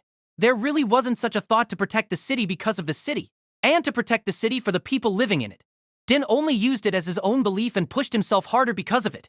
He became twisted because of that. Why do you think it's wrong? How can you say it's wrong to increase his own power for the sake of that thought? Dalshina retorted bitterly. Sharnid's face twisted. Din can't be wrong. Her words were like that of a religious zealot, and they shook Sharnid's position. Sharnid hesitated and stopped his movement. Dalshina swung her lance at him. He would have fainted from the impact of that attack if he didn't manage to defend with his guns. Sliding away from the ground, he continued to shoot at her. If he's not wrong, then why didn't you say something about the use of illegal drugs? Why didn't you use the drugs? He said, managing to stand up. Dalshina's expression changed again. Shut up. Why didn't you tell me about them? If you don't feel guilty, then why do you keep silent? Shut up. Her lance pierced the ground. Right now, she could have defeated Sharnid and joined up with Din, but she suddenly stabbed the ground with the lance. Sharnid didn't understand her actions, but the atmosphere shut him up. That's good. He couldn't do anything to prevent her from meeting up with Din. He can only leave her to Layfon. All these thoughts flashed past him behind his expressionless face. No, it can't turn out like that. It must not turn out like that. This is an ending Din must accept. It's got nothing to do with Dalshina. Din would have wanted it that way too. Din probably didn't realize that he had unconsciously prevented Dalshina from participating in the illegal affairs. He didn't tell you because he feels guilty. That must be it. I said, shut up. Dalshina said quietly, tightening her grip on the lance. The surface of the lance cracked apart, revealing the blade of a sword. Hey, hey! And she snatched it out before Sharnid had a good look at it. A thinner blade exuding elegance appeared in her hand. You think you're the only one hiding your real strength? She raised the sword and charged. Your mission is to silence the enemy, psychokinesist. She recalled Nina's words before the match. It'd be troublesome if the 10th platoon found out their plan. The 17th platoon confused the enemy's vision with the screen of dust and sand, cutting off the psychokinist from the battle and destroying the enemy team's communication network, completely isolating them one by one. The sand and dust were gathered to cover the audience's eyes, but it also did well to confuse the 10th platoon. Naruki ran after Layfon. So fast! A distance quickly pulled open between Layfon and her. Tension spread out like a growing seed. Her movement didn't flow as well as usual, but it had reached at least about 80% of her usual self, except it wasn't enough to match Layfon's speed. What amazing speed! In this split second, she felt the burning agony of the difference of strength between them. Layfon was very strong, exceeding any student here. She knew from the matches he had participated in till now, and also from the work he did with the city police. She knew, but what she knew was totally turned over by what she saw now. Her previous understanding was just an innocent feeling of a first-year military arts student. In another way, Naruki might have been cheated till now. Damn. She wasn't as confident with external type K, but internal K was different. She had always thought that it wasn't that difficult to fight with platoon members. She increased her speed. The members of the 10th platoon did not attack as expected. Nina was confident in the effectiveness of Layfon's suppression of the 10th platoon, but Naruki held her suspicions. She didn't stop to help Layfon even though she felt uneasy about him fighting so many people alone. No matter how powerful he was still alone. Nina's conclusion was clear-cut. She seemed to know more of Layfon's real strength than Naruki. The Layfon with Naruki and the Layfon with Nina and her team, who was the real Layfon? That was the question hovering in Naruki's mind. He was probably Layfon on both sides. Anyone would seem different in different situations. It wasn't manipulation but rather the expression of oneself according to what suited the situation best. Naruki had the same experience when she was with Meishin and Mifi and when she was working with the city police, but looking at the other side of someone she knew was new and surprising. She probably can't trust him at this level. Naruki thought of Meishin. Meishin wasn't a military artist. She didn't have to consider trusting her comrade's ability during a fight. Mai Shen was gentle and kind. She cried when Naruki returned at the time of filth monsters assaulting Zuellni. But it should be all right since this was a platoon match. Nobody's life was threatened. However, if the same life-threatening situation occurred and Layfon had to face danger alone, could Mei Shen be all right like now? I think not. Would that difference happen? Naruki didn't know now. She hoped the difference wouldn't be too great. The importance was that Naruki's childhood friend was interested in someone in Zuellni for the first time, and that someone was of the opposite gender. This was probably what first love was like. Naruki wanted it to be all smooth between Meishin and Layfon, but Meishin wasn't the only person interested in him. Jeez. She hadn't the time to think of it now. Having run through half of the warfield, the camp of the 10th platoon entered her vision. No dust and sand covered this area. The sound of the audience suddenly rose, and the excited voice of the commentator drifted into Naruki's ear. Everyone's gaze gathered on the dust-stained Naruki. Oh! Naruki raised her gaze. She was looking for the enemy psychokinesist. The 10th platoon did make changes to their sight, but because it wasn't entirely necessary, the changes were only minimal. Having spotted the psychokinesist behind the screen of soil, Naruki rushed over to him. A psychokinesist's observation of enemy movement was keener than a military artist, so he was able to stay behind and feed updated information to his team members who fought at high speed. The psychokinest of the 10th platoon quickly noticed Naruki was near, but his fighting ability was about the same as an average normal person. The problem now was what sort of defense had the psychokinesist made in the time when he noticed Naruki was around. You have a few flakes ahead of you. Please watch out. Feli's voice came lightly to Naruki. Naruki changed tact and ran in a zigzag fashion. The air exploded behind her and on her sides. Flashes beamed everywhere. Rumbles filled her eardrums, and purple lightning flashed before her. A psychokinetic storm. This was about the only attack mode of a psychokinesist. The flakes followed Naruki, matching her speed and exploding accordingly. Naruki's eardrums and balance still worked. She had stuffed her ears and she ran through the gaps in between explosions, eyes half closed. She opened her eyes, confirmed the location of the psychokinestis, and threw over the detail in her hand. It was something that Harley made. A rope. It wasn't a real rope. It was a chain made of black alloy. The small chains chained together and made them look like a rope. It landed on the psychokinest and wrapped itself around him. Naruki went over and struck him once. The psychokinest fainted. Wah! The audience cheered. Naruki breathed a sign of relief and looked back on the dust-filled field. Layfon, what are you planning? Layfon had yet to hold the dite. Grains of sand hit his skin as he moved. Despite the lowered visibility due to the sand in his eyes, he managed to block the 4 enemy team members. Din was giving orders from behind his teammates and with delicate timing assaulted Layfon with the rope in his hand. The rope waited for Layfon until he had avoided the attacks of the 4 enemies. It felt as if a psychokinesist had set a trap, but Layfon remained unhurt. He observed the flow of K with his eyelids half closed. One glance told him the unusual flow of K was caused by the use of the illegal drugs. What was strange was Din's lack of control. He was controlling his external and internal K, but he failed to stop the excess K from spilling out of his body. This was proof of his inability to control his K vein as he wanted. Zuellni's level hadn't gone so low as to pick that level of military artist for a platoon. He's already wounded. Layfon thought so. Din must be tired, a consequence of using the drugs. This was the same as when Nina fainted from exhausting her internal K. Din could still use his K since his reaction wasn't as serious as Nina's, but the unusual symptoms were there and they would eventually turn into something very serious. If it's not stopped? Layfon thought and counterattacked. He changed the rhythm of following the defense against the 10th platoon's continuous advance. Din and his 4 team members also changed their rhythm accordingly, and their formation collapsed. Layfon seized that chance. He struck down all 4 enemy members in that one moment. Din didn't know what Layfon did, but simultaneously striking down all 4 people wasn't something that a normal student in military arts could do. This fact made Din understand how unusually powerful Layfon was. Your end is here. Layfon burst out what Sharnid had said. He didn't plan to threaten Din, but he couldn't think of any other suitable words. He pulled out his dite, let his K run into it, and restored it. The Shim Adamantium Dite. I don't have any other choice. This thought helped him forgive himself for holding a katana. He found himself very unsightly, but he was the one who made this choice. He didn't choose to face this situation when he agreed to become Nina's strength. It was the same as when he was in Grendon. It wasn't for the sake of that ending that he abused the position of a Heaven's Blade successor. Since he had made such a choice, all that remained was the question of how to resolve it.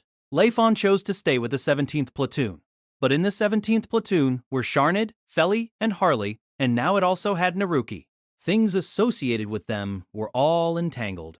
This time, it had to do with Sharnid. In this case, Layfon couldn't give himself an answer to the solemn question he raised. He could only answer with a katana even though it felt like he was betraying himself a second time. The first betrayal was when he wielded the Heaven's Blade and did not choose the form of a katana. That was the equivalent of rejecting the Sai-Harden skills that Derek had taught him when he was small. Once he became a Heaven's Blade successor, he decided to do anything to earn money. Him back then could not use the skills taught by his adopted father because that would taint his name. And now, Layfon had broken the vow he made. Pain swam in his chest.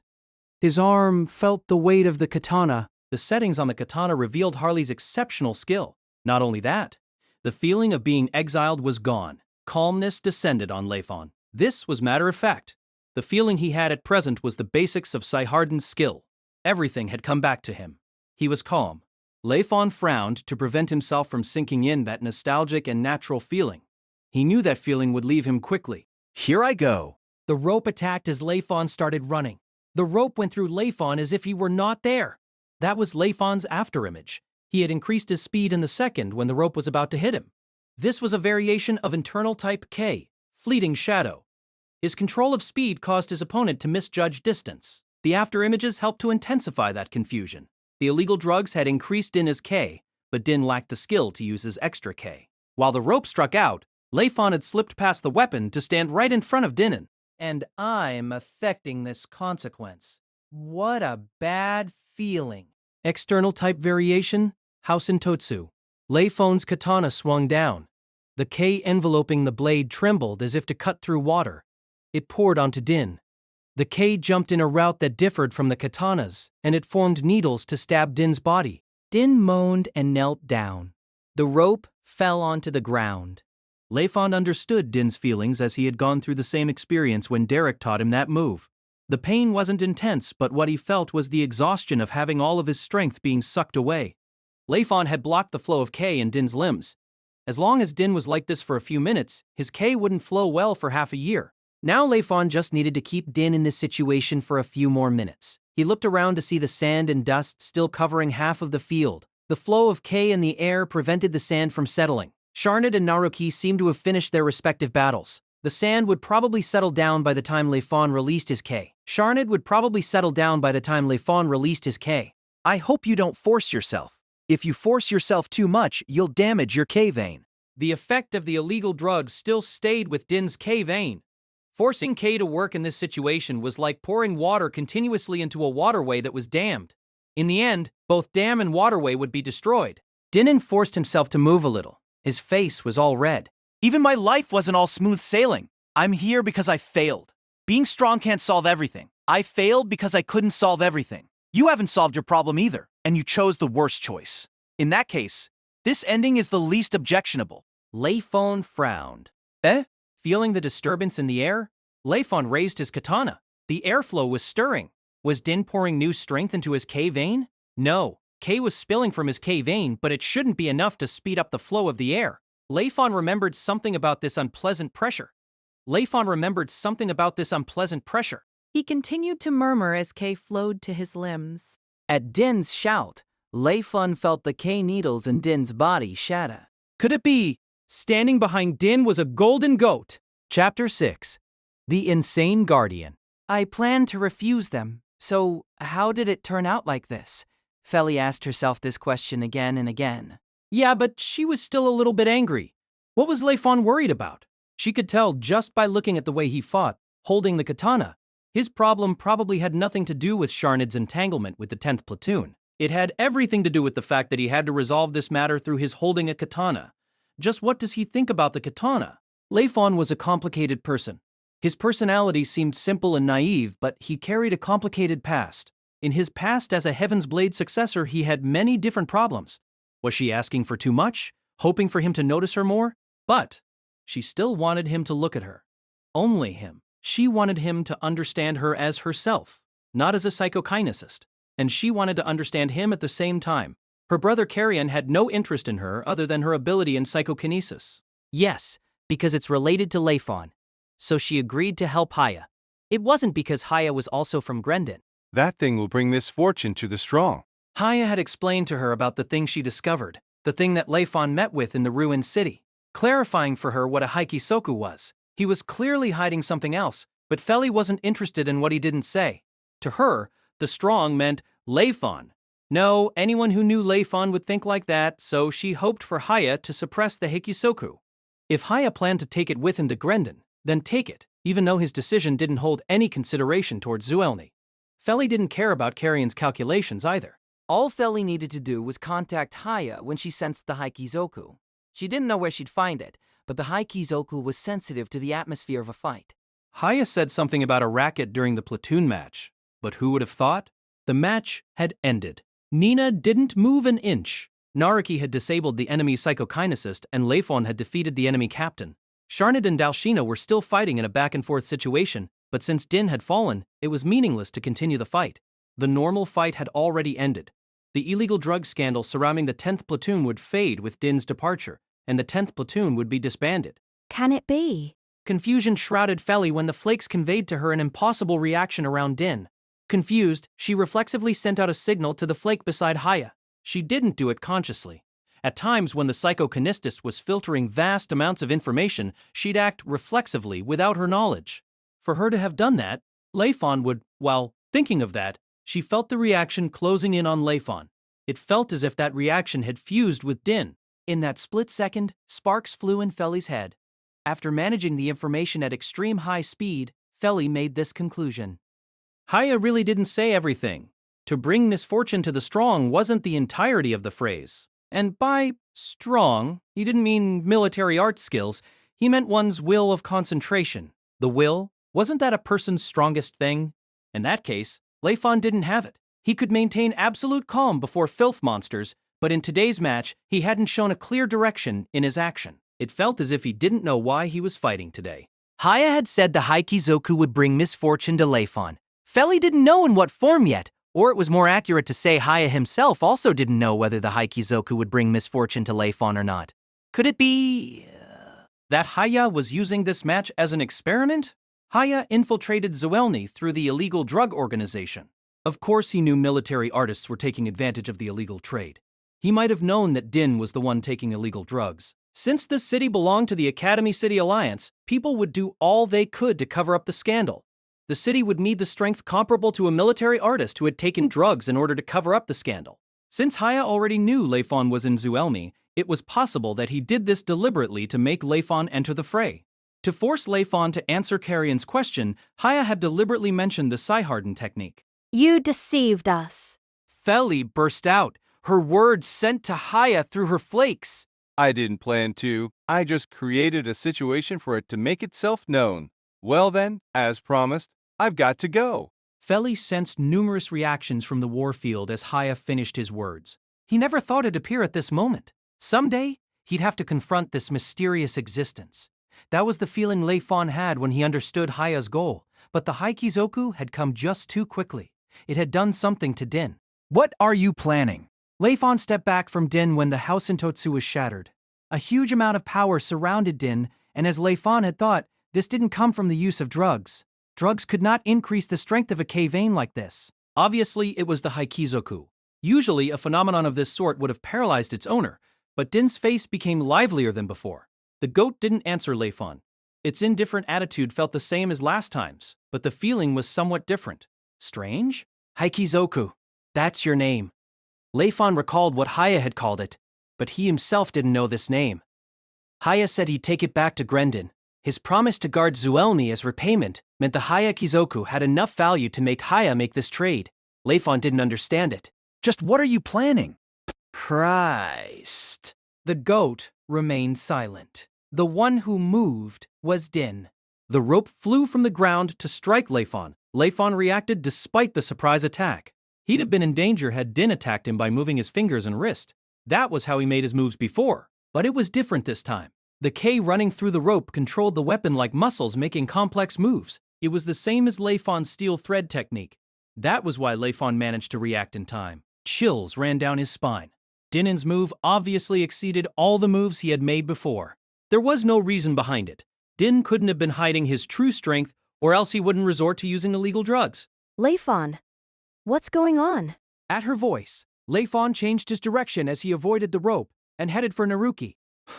The rope brushed past his face and tore through his skin.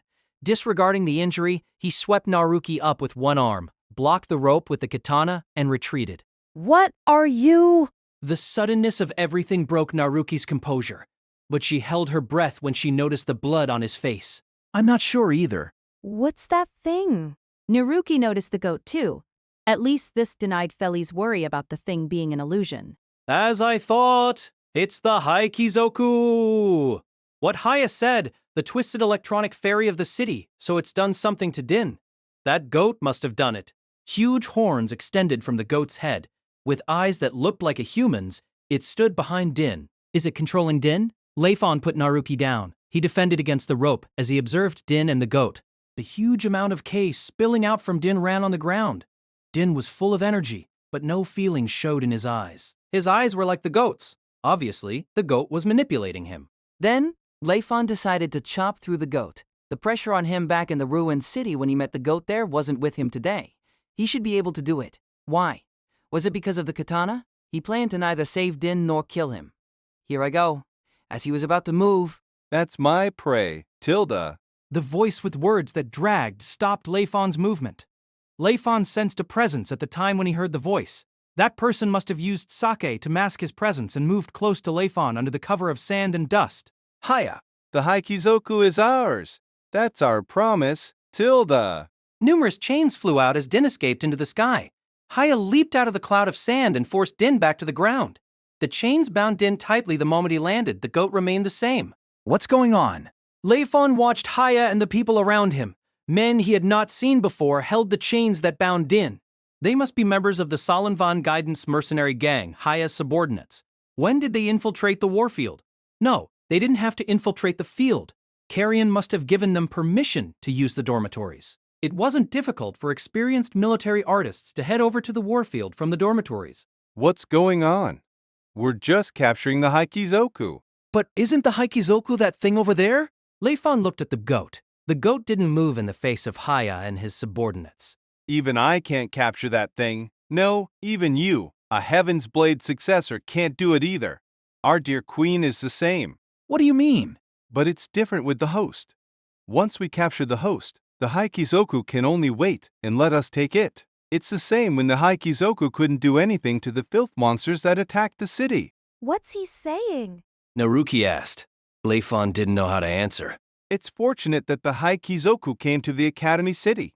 In here are people with ideals but never enough strength to make them come true. They have the Haikizoku but they don't know how to use it. What are you going to do with him at Grendon? This is unrelated to Layfon-kun. You can't even return to Grendon. He laughed smugly. Instead of blood rushing to his face like the time when he saw Haya in the conference room, Layfon kept his cool and waited for Haya to continue. This must be the feeling given to him by the katana. But Layfon didn't know what to do. Never mind, I'll give you a hint. Why do you think Grendon's always in the danger zone? The answer is the same as that thing there. Why? Grendon was always in the danger zone. Layfon already knew that fact. It was a natural fact to him who was born in Grendon. The existence of Heaven's Blade successors came from the need to survive in such an unusual place. That was natural. Layfon didn't find it strange before he arrived at Zuellni. The reason behind Grendon's survival there, he had never thought of it. Well then, we're taking it. Haya ended the conversation himself. Layfon didn't move. Haya had said to Carrion that he'd capture the Haikizoku and transport it back to Grendon. It was unclear whether Carrion knew how Haya was planning to do that, so he planned to transport Din along with the Haikizoku. Did he obtain Carrion's permission beforehand? Layfon had no idea.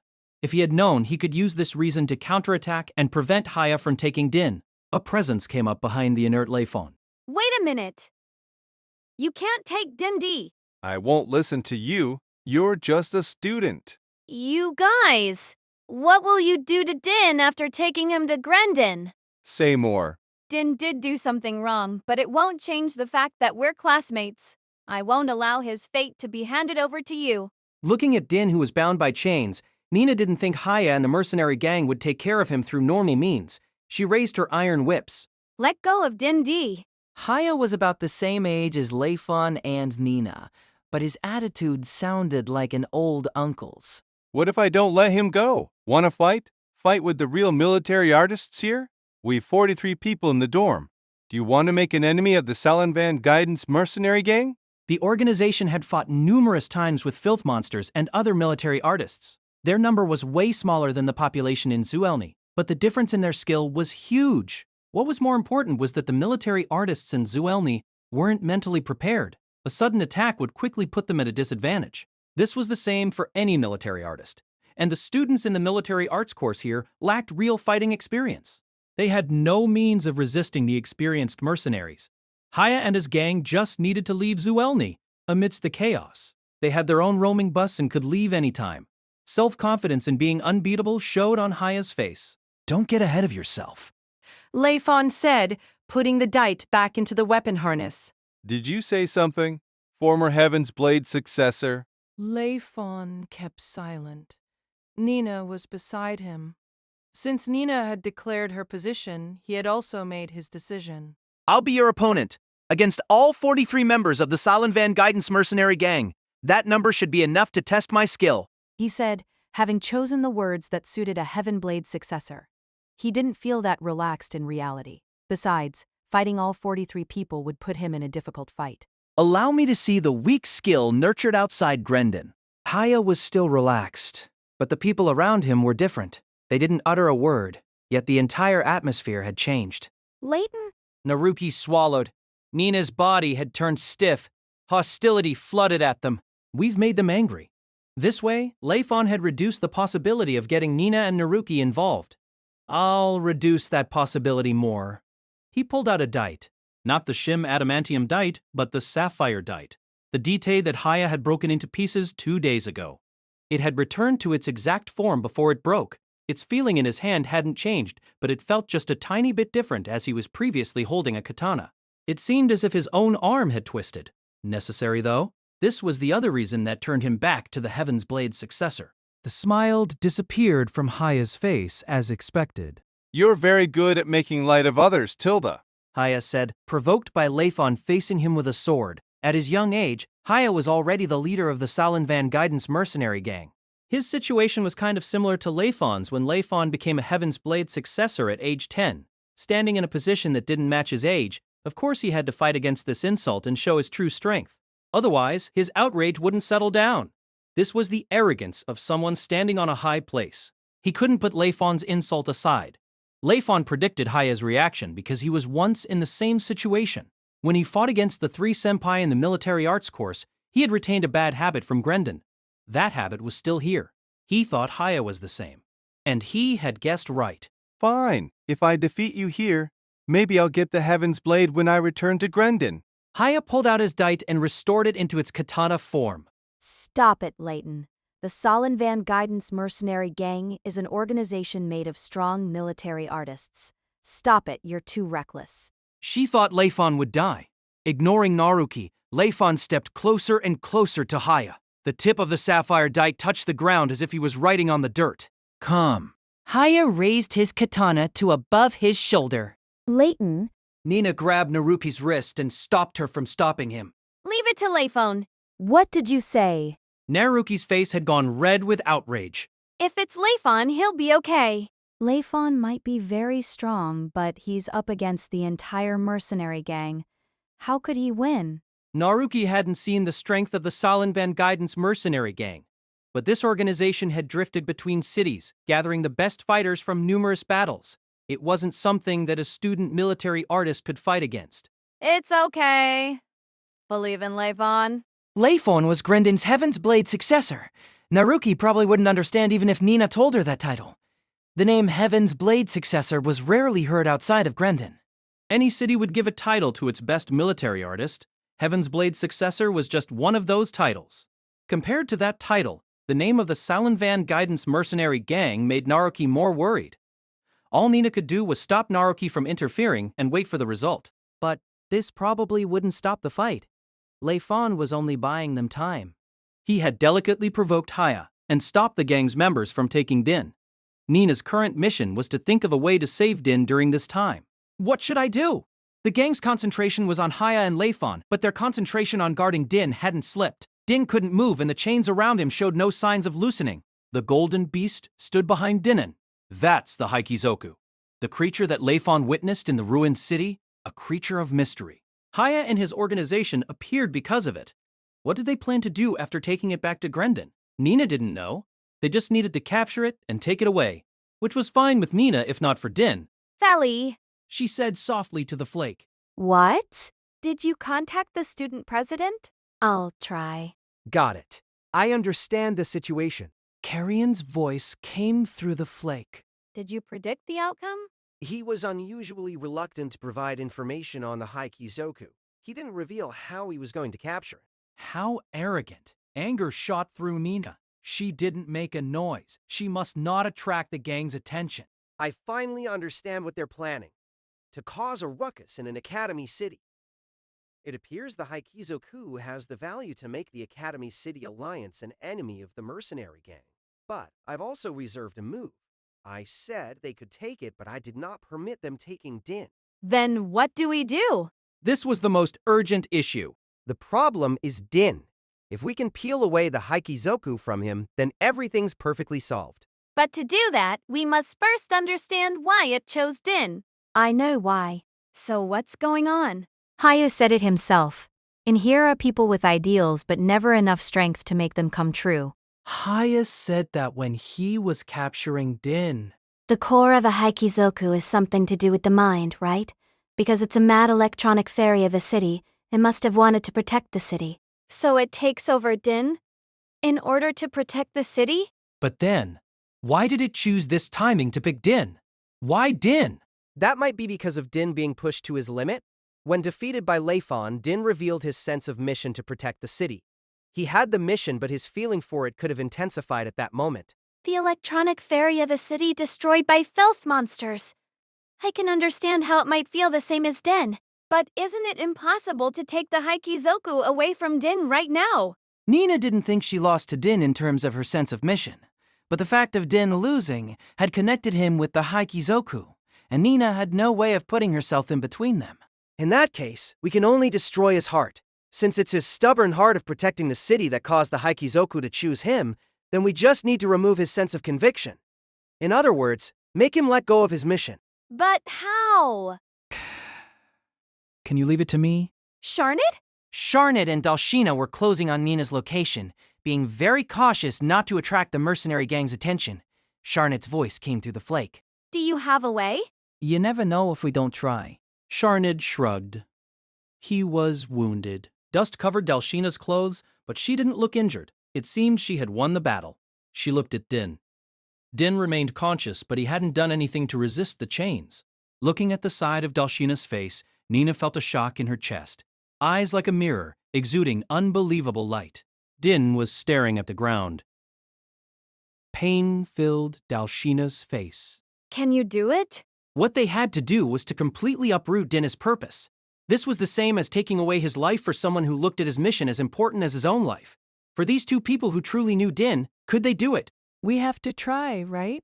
Sharned's bitter smile showed a bottomless hole. Nina was also looking at Dalshina. I'll do it.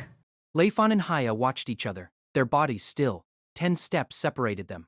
Internal K could have helped them close that distance in an instant, but the two of them were still as statues. One move would decide the outcome of the battle. Layfon planned it that way, and Haya responded the same. If the present Layfon were dragged into a long fight, even if Layfon's skill was worse than Haya's, Layfon wouldn't have received too much damage. Haya was unable to accept that and responded by going with Layfon's decision. The air seemed to have frozen between the two.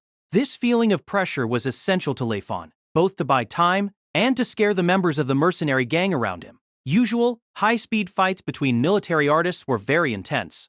On the other hand, this fight allowed the observers to breathe. Layfon must buy some time for Nina and the others to find a way to save Din, and by entering this state, Haya had done exactly what he wanted. Next is to win. The morale of the mercenary gang would rise if Layfon lost, and Din would be taken away. Besides, Layfon wanted to win against a certain someone. This feeling had never once appeared to him when he fought countless matches as a Heaven's Blade successor. He just wanted to win, simply win against his opponent. Is this hatred?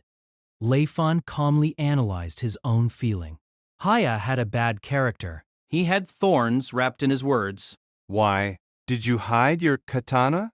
Haya said as if he didn't care. A battle without words. The tip of Layfon's sword hung loosely down. He changed his fighting stance as he read the K flow of Haya's attack by looking at the change in his opponent's muscles. Haya changed his own attack path in response to the change that Layfon made. This cycle continued, and Haya asked a question as they read each other's attack path. The fact that Layfon could use the Psyharden technique without a hitch made him a thorn in Haya's eyes. Haya felt bitter at how Layfon could execute a move that he himself found difficult. That experience made him provoke Layfon with the name of Psyharden. The katana is your true strength. Why did you give it up? It's a repayment. Layfon recalled the time when the technician asked him what form he wanted the Heaven's Blade to take. The technician had asked him why, too. Layfon had kept his silence during that time, but it was different this time. I've already betrayed them, but I still don't want to lose anything. Do you find it strange? What Layfon planned to do back then was the same as betrayal in the eyes of his adopted father. Even Layfon, raised by such an adopted father, thought what he was about to do was dirty. But without any way out, he still chose to enter the underground matches. It wasn't a problem of good versus evil. There was the difference between Layfon and his adopted father, so he thought he had betrayed him. You're a naive thinking moron. How can you not use your best technique in a battle? You only say that because you look down on your opponent. Layfon didn't think so. He shook his head. I'm doing this out of my own decision. This is what conviction is like. Din raised his head. He was resolved to protect the city, but because of his lack of power, he took the illegal drug. He was the same as Haya on a certain level, but Din didn't allow Dalshana to touch the drugs even though the 10th platoon would have become more powerful. He was at an impasse. Still, he had made his decision, and it was a decision made naturally in his consciousness. People who fight without a purpose will never understand. Yeah, right. Haya replied and didn't say anything else. Layfon tossed away other thoughts to concentrate on the sword. The two of them imagined the battle in the air that seemed to have frozen. Once they moved, that was the time when the outcome would be decided in one split second. Layfon remained with the disadvantage, but he couldn't allow Haya to see the possibility of a victory. If he failed in that, he'd have trouble suppressing the mercenary gang's morale. The members of the mercenary gang had drifted from many cities, but most of them were born in Grendon. They understood the meaning behind the title of Heaven's Blade successor. It was natural for Layfon to win. If Haya won instead, then the advantage would be on Haya's team. In truth, Haya wasn't an easy opponent. It was possible for Haya to become a Heaven's Blade successor. And who knew what the outcome would be when Layfon was using a sword? He cautiously calculated all kinds of attacks and their results. Haya continued to change the responses of his K. Not that easy to find an opening. The chance appeared before him as the thought flashed past his mind. Two presences, rushing to Din. It was just one swift moment, but Haya's gaze did flit over to Din's side. As if to cut through the stir of the mercenary gang, Layfon moved out. Haya also moved, almost at the same time. In terms of timing, this speed could make up for Haya's miss. But when the two of them were close enough to feel each other's breath, they swung with their weapons. Haya's katana swung down. Layfon's sword swung up. Sparks flashed as the two rushed past each other and exchanged their previous positions. Layfon lowered his sword slowly. Blood spurted from the cut on his right cheek.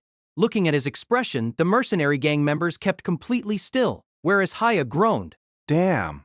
Layfon's sword was faster than Haya's katana. The upward slash of the sword had changed the path of Haya's katana, and the katana shattered the moment when the two weapons clashed.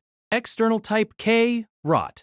Haya had used this move when he fought Layfon for the first time. The shattered pieces of the katana had scattered everywhere, and one piece had brushed past Layfon's cheek. Layfon's sword had destroyed the katana to strike Haya. Haya had, then, toppled. Damn. He was still conscious. The safety setting on Layfon's sword was unlocked. He didn't really slash Haya. Even so, he had broken several ribs and injured his opponent's internal organs. Haya vomited blood and fainted.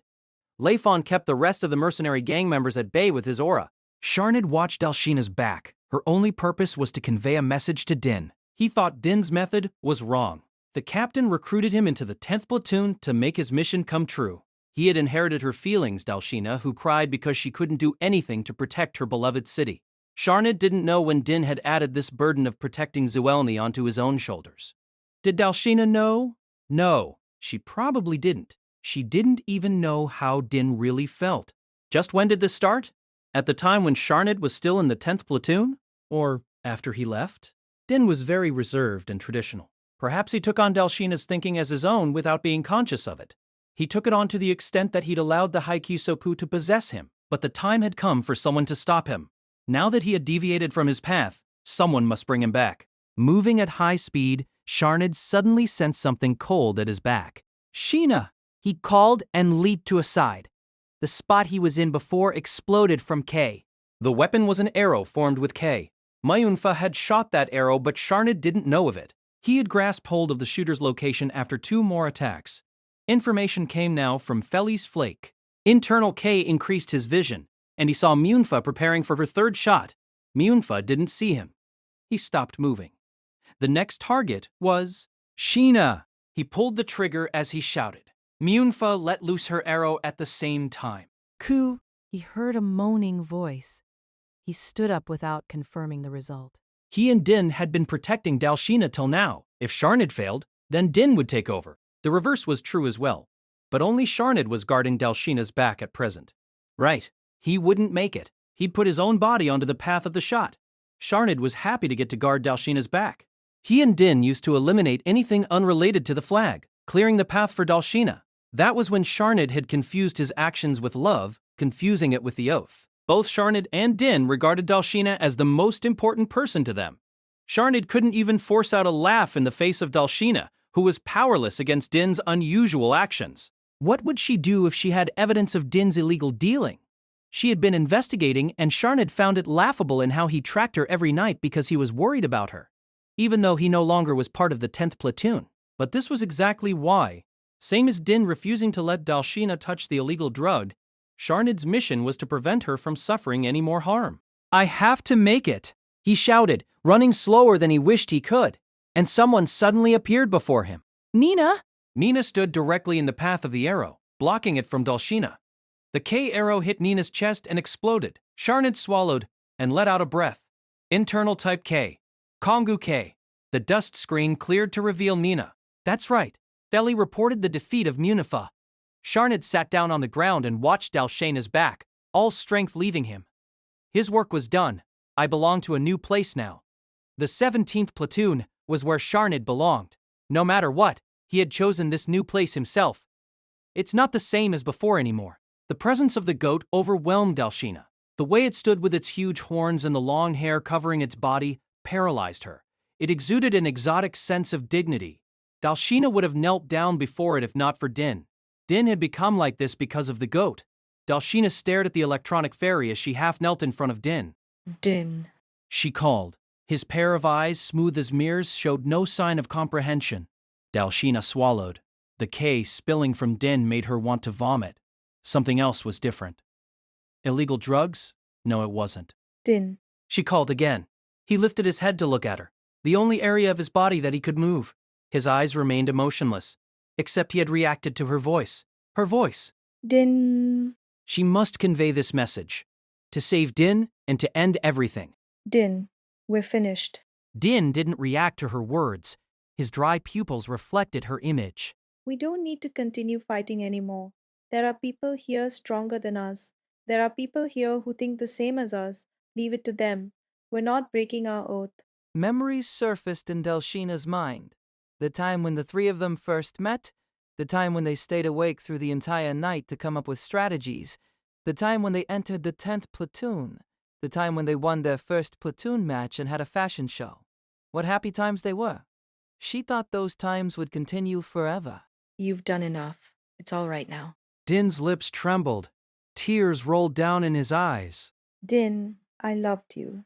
The 3 of them fought for the city. The oath of that day had sealed Dalshina's feelings. The current Din's feelings, focused on the already graduated senpai, had broken that day's oath. Dalshina had stubbornly buried her feelings in the deepest corner of her heart when Sharnid left the platoon, and now they were released. I loved you. And goodbye, she said with trembling lips. Tears fell from Dinah's eyes. The goat behind Din disappeared. Epilogue.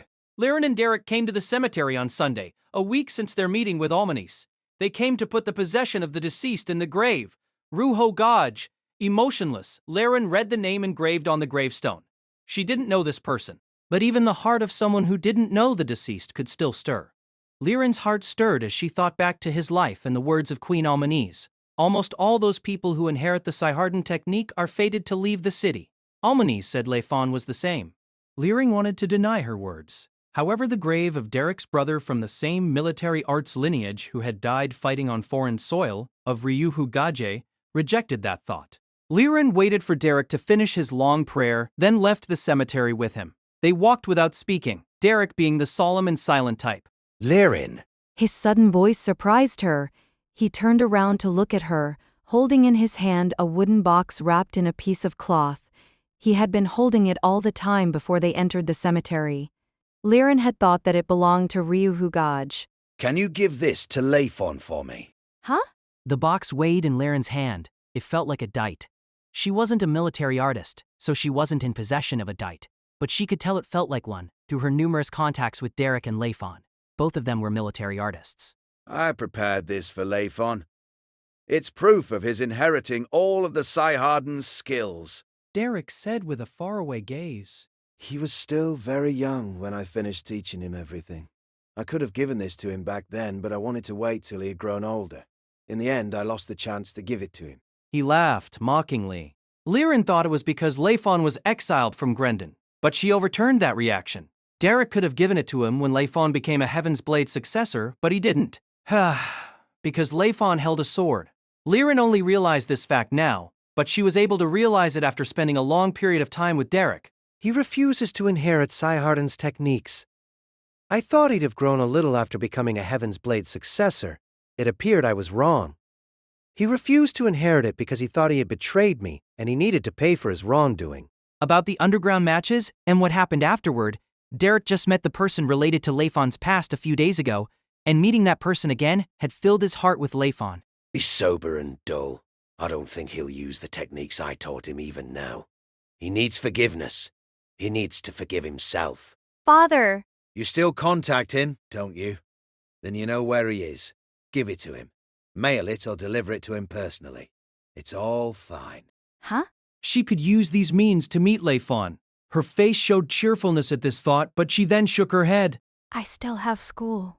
It'd take at least half a year to reach Zuellni and return back to Grendon. If the location of Zuellni had changed, then the journey might take up to 1 to 2 years. She couldn't take a break from school for so long. Besides, it took money to leave Grendon. I can't use Layfon's money like that. Derek put his hand on her head. Father? Both you and Layfon are like me. Too reserved. Don't sacrifice yourself because of that. But... Even I wanted to leave the city with Ryuhu. His words silenced her, but my personality prevented me from leaving. At that time, my master was heavily injured from his fight with filth monsters, so someone had to inherit the name, and the candidates were Ryuho and I. For a mature military artist to leave at that time would be willful. Ryuho did it, but I couldn't. He had suppressed his wish to do what he thought was right. Layfon was the same as Derek in this way, and Liren too. I don't think I made the wrong choice back then. It's the highest honor for any military arts school to nurture talented people like Layfon. But even so... Derek paused and caressed Liren's head. If I had left behind my reservations and sense of responsibility, followed my desire and left the city, my wish to do that is still with me. I don't want you to have any regrets. Father. Don't worry about the expenses. If you want to go, then go. It's not good for you to exhaust your heart waiting for him, to give up going and then confirm that you should have decided otherwise. He touched the surface of the wooden box in Liren's hand and left her like that. He didn't ask her to follow. He was giving her time to think on her own. Layfon, perhaps she might see him, but was it really her wish to leave this city and see him? Spaced out, she stood, unable to find an answer to her own question. The weight of the box pulled her into further confusion. The rest of the mercenary gang had disappeared when the dust and sand had cleared. The Golden Goat. The Haikizoku had also vanished. The mercenary gang had taken Haya and left the field. Nina and her team members had watched their silent departure without stopping them. What they were concerned with was what to do after this match. Well, it's useless to think of that. To go against the Salanvan Guidance mercenary gang. The Haikizoku caused this by entering the city by chance. It would take a long time to resolve this problem. How come it seems more problems are piling up one after another? Nina felt exhausted, but she believed the problems could be solved. She could only hang on to that belief, praying that her path towards saving Zuellni wasn't the self-destructive path of Din's. She could only hope like that. With the clearing of the dust and sand, the audience finally saw what happened in the field. No longer bound, Din had fallen on the ground. His image showed on the large screen. Anyone could tell the 17th platoon had won. Layfon. A small and delicate figure stood beside Layfon, who was putting his dite back into the weapon harness. Long silvery hair danced behind Feli. Are you all right? Blood covered half of Layfon's face. Feli was administering treatment. I'm fine, he said and pushed her hand away, but she forcefully dabbed at his wound with a disinfected cotton ball. Having no way out, he let her treat his wound. Really? Pain invaded Nina's chest as she looked upon that scene. She brushed grains of sand off her stiff hair and lifted her head to look at the sky. More problems are piling up. Whether it was inside or outside, it was the same with Nina's heart. She ignored the pain inside her and tightened her fist.